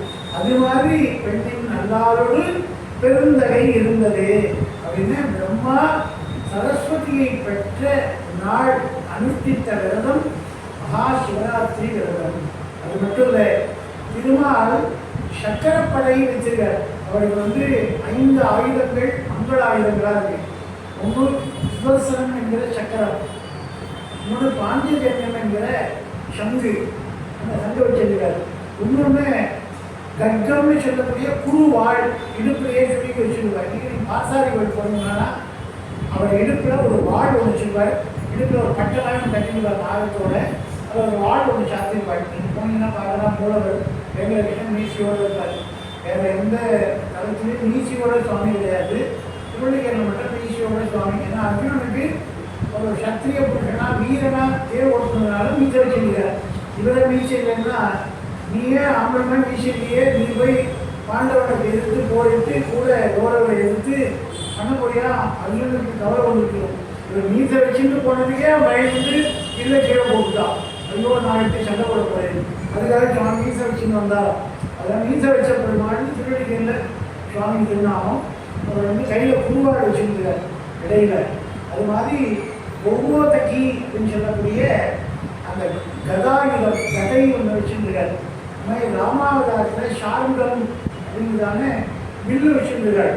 இந்த 5 சுவாமிக்கு பஞ்ச ஆயுதம் அப்படின்னு பேர். பஞ்சாட்சரம் சிவனுக்கு ஏற்றமோ அதனால் விஷ்ணுவுக்கு பஞ்ச ஆயுதங்கள் ஏற்றம். சங்கு, சக்கரம், குருவாள் என்கிற கர்க்கம், கௌமோதகி என்கிற கதாயுதம், ஷாருகம் என்கிற வில். இந்த 5 பாசாரி வச்சுருக்கா. நீங்கள் போனால் பார்க்கலாம். ஆயுதங்களுக்கு நமஸ்காரம். பீஷ்மாச்சாரியார் அம்புபடைகளை படிச்சிருக்கும் போது சங்கம் சிதாரம் சரணம் நடந்தே, கர்க்கம் சிதாரம் சரணம் நடந்தே, சாந்தம் சிதாரம் சரணம் நடந்தே, கௌமோதகம் சிதாரம் சரணம் நடந்தேன்னு 5 ஆயுதங்களையும் நான் நமஸ்காரம் பண்ணுறேன்னு பீஷ்மாச்சாரியார் பாடுகிறார். அதுக்கு பஞ்ச ஆயுத ஸ்லோகம்னே பேர். அதை சொன்னால் நம்முடைய பயன்கள் விட்டு போகும்னு சொல்கிறார். நாராயணன் சுதர்சன சக்கரத்தை வச்சுன்னா 10 அவதாரங்களில் 9 அவதாரங்களை முடித்தார். அதில் அவர் துணையாக இருந்து சுதர்சன சக்கரம். அது இல்லாமல் சுவாமி இருக்க மாட்டார். சக்கரதாரின்னு அதை வச்சுன்னா அவதாரங்களை பூர்த்தி பண்ணான். நரசிம்மாவதாரத்தில் கூட 2 கஷிபுவை அவங்க வரம் போட்டான். ஆயுதம் தாரன் மரணம் வருகிறது. ஆனால் நீங்கள் சொல்கிறீங்களே 9 அவதாரம் சக்கர ஆயுதத்தை வச்சு முடித்தாருன்னு 2 கஷிபு ஆயுதத்தால் வரும் மரணம் வரனால் கேட்டாலே இப்போ 2 மழப்பாடாக இருக்கேன்னு நம்மளுக்கு தோணும். அதனால் என்ன பண்ணாருன்னா சுதர்சன ஆழ்வார் நரசிம்மருடைய நகத்தில் போய் ஒழிந்தார். அதனால நகத்தையே ஆயுதமாக கொண்டு அவர் கிழிச்சார். அதாவது நகத்வதாய வகை வஜ்ர தர்ஷாய் தீமகி தன்னோ நரசிம்ம பிரச்சோதயாதுன்னு நரசிம்மனுக்கு காயத்ரி மந்திரம். நகத்தையே ஆயுதமாக அந்த போய் சுதர்சன ஆழ்வார் உட்கார்ந்துட்டார். அதனால அவர் கிழிச்சார். அதாவது இன்னைக்கும் அவர்கள் தெரிஞ்சாலும் தெரியாமலோ மாவு கட்டில் அவங்க போட்டால் அதை அறுக்கிறதுக்கு சக்கரை மாதிரியே ஒன்று வச்சு தான் வெட்டாது. எப்படி கிழிச்சாரோ அது மாதிரி ஒரு மாவு கட்டி கத்தியால் வெட்டக்கூடாதா, கத்திரிக்கோளை வெட்டக்கூடாதா, அது ஒரு சக்கரை மாதிரி வச்சு தில் பண்ணுறாது. சக்கரம் தான் போய் கிழிக்கிறது. அது அந்த மாதிரி நகத்தில் சக்கரத்தாழ்வார் வச்சு நரசிம்மரை கிழிச்சார். நகத்வஜாய வித்மகே வீட்டதன்றாய் தீமகி தன்னோ நரசிம்ம பிரச்சோதயாதுன்னு அவர் நரசிம்மர் நகத்தில் சுதர்சனரை வச்சுட்டு சக்கரத்தை வச்சுட்டு அந்த இரண்யனை வதம் பண்ணார். 2 கஷிபுவை அப்படின்னு சொல்கிறார். அது மாதிரி இந்த சக்கரத்தை இழந்தபோது பரமேஸ்வரனை தியானம் பண்ணி சிவராத்திரி விரதம் இருந்தார். பரமேஸ்வரன் சக்கரத்தை கொடுத்தார். அது இன்றைக்கும் திருமாற்பேரு அப்படின்னு தேவார தலங்களில் ஒரு தலம் கும்பகோணம் பக்கத்தில் இருக்கு. திரு ஆடுதுறை பக்கத்தில் போனால் சரிங்களா? திருமால் பேரு, பேருனா பேர் தனக்கு வேண்டியதை வாங்கிக்கிறது, பரிசு பெறுறது, அதுக்கு பேரு. திருமால் அப்படின்னா விஷ்ணு. திருமால் பேராக சக்கரத்தை பெற்ற தலம் திருமால் பேரு. தேவார தலம். அந்த இடத்துல சிவனை வழிபட்டு சிவராத்திரி விரதம் தன்னுடைய அந்த சக்கரத்தை பெற்றார். இந்த காலத்துக்கு மேல பிரம்மாவான தேவர் வழிபட்டுகிறார். அதுபோல கடவுளான மகாவிஷ்ணு வழிபட்டுகிறார், இந்திரன் வழிபட்டுகிறார், சரஸ்வதி வழிபட்டுகிறாள், சாவித்திரி வழிபட்டுகிறாள், இதெல்லாம் சொல்லிட்டு போகலாம்.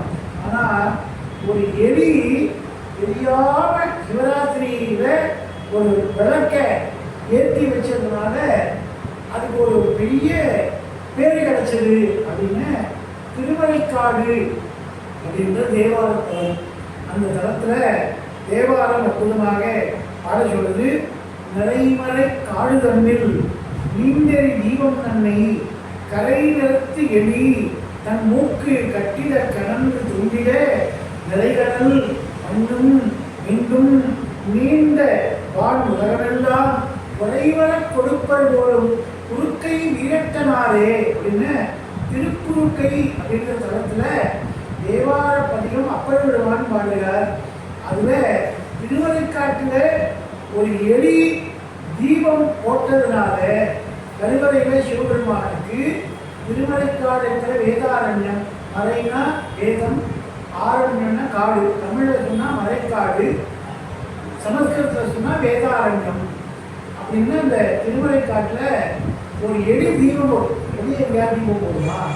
அது போட்டுக்கே தேவாரம் பாடுகிறாளே, அவள்லாம் சிவனருள் பெற்று சிவனே சொல்ல தேவாரம் பாடுகிறாளே அப்படின்னா இது மெய்யான பாடலாச்சு. அப்போ போட்டிருக்கு. எப்படி போட்டிருக்குன்னா அதுதான் இறைவனுடைய அருள் லீலை, சிவலீலை. என்னன்னா ஒரு எலி சிவன் கோயிலில் இருக்கிற பிரசாந்தம் சாப்பிட்றதுலாம் ஓடிச்சு. அதை ஒரு பூனை பார்த்துருக்கு. பார்த்த உடனே இன்னைக்கு நல்ல ஆகாரம் கிடைச்சிது அப்படின்னு சிவனை பார்த்து, சிவனே உன்னால எனக்கு ஒரு ஆகாரம் கிடைச்சிதுன்னு சொல்லி பிரகாரத்தை சுற்றி வருது. எது எலிய பிடிக்கிறதுக்கா? அது ஓடுறது கீழே பிடிச்சிட்டு அந்த எலிய பிடிக்கிறதா பூனை ஓடுது. ரெண்டும் எங்கே ஓடிச்சுன்னா சிவன் கோயிலை சுற்றி வருது.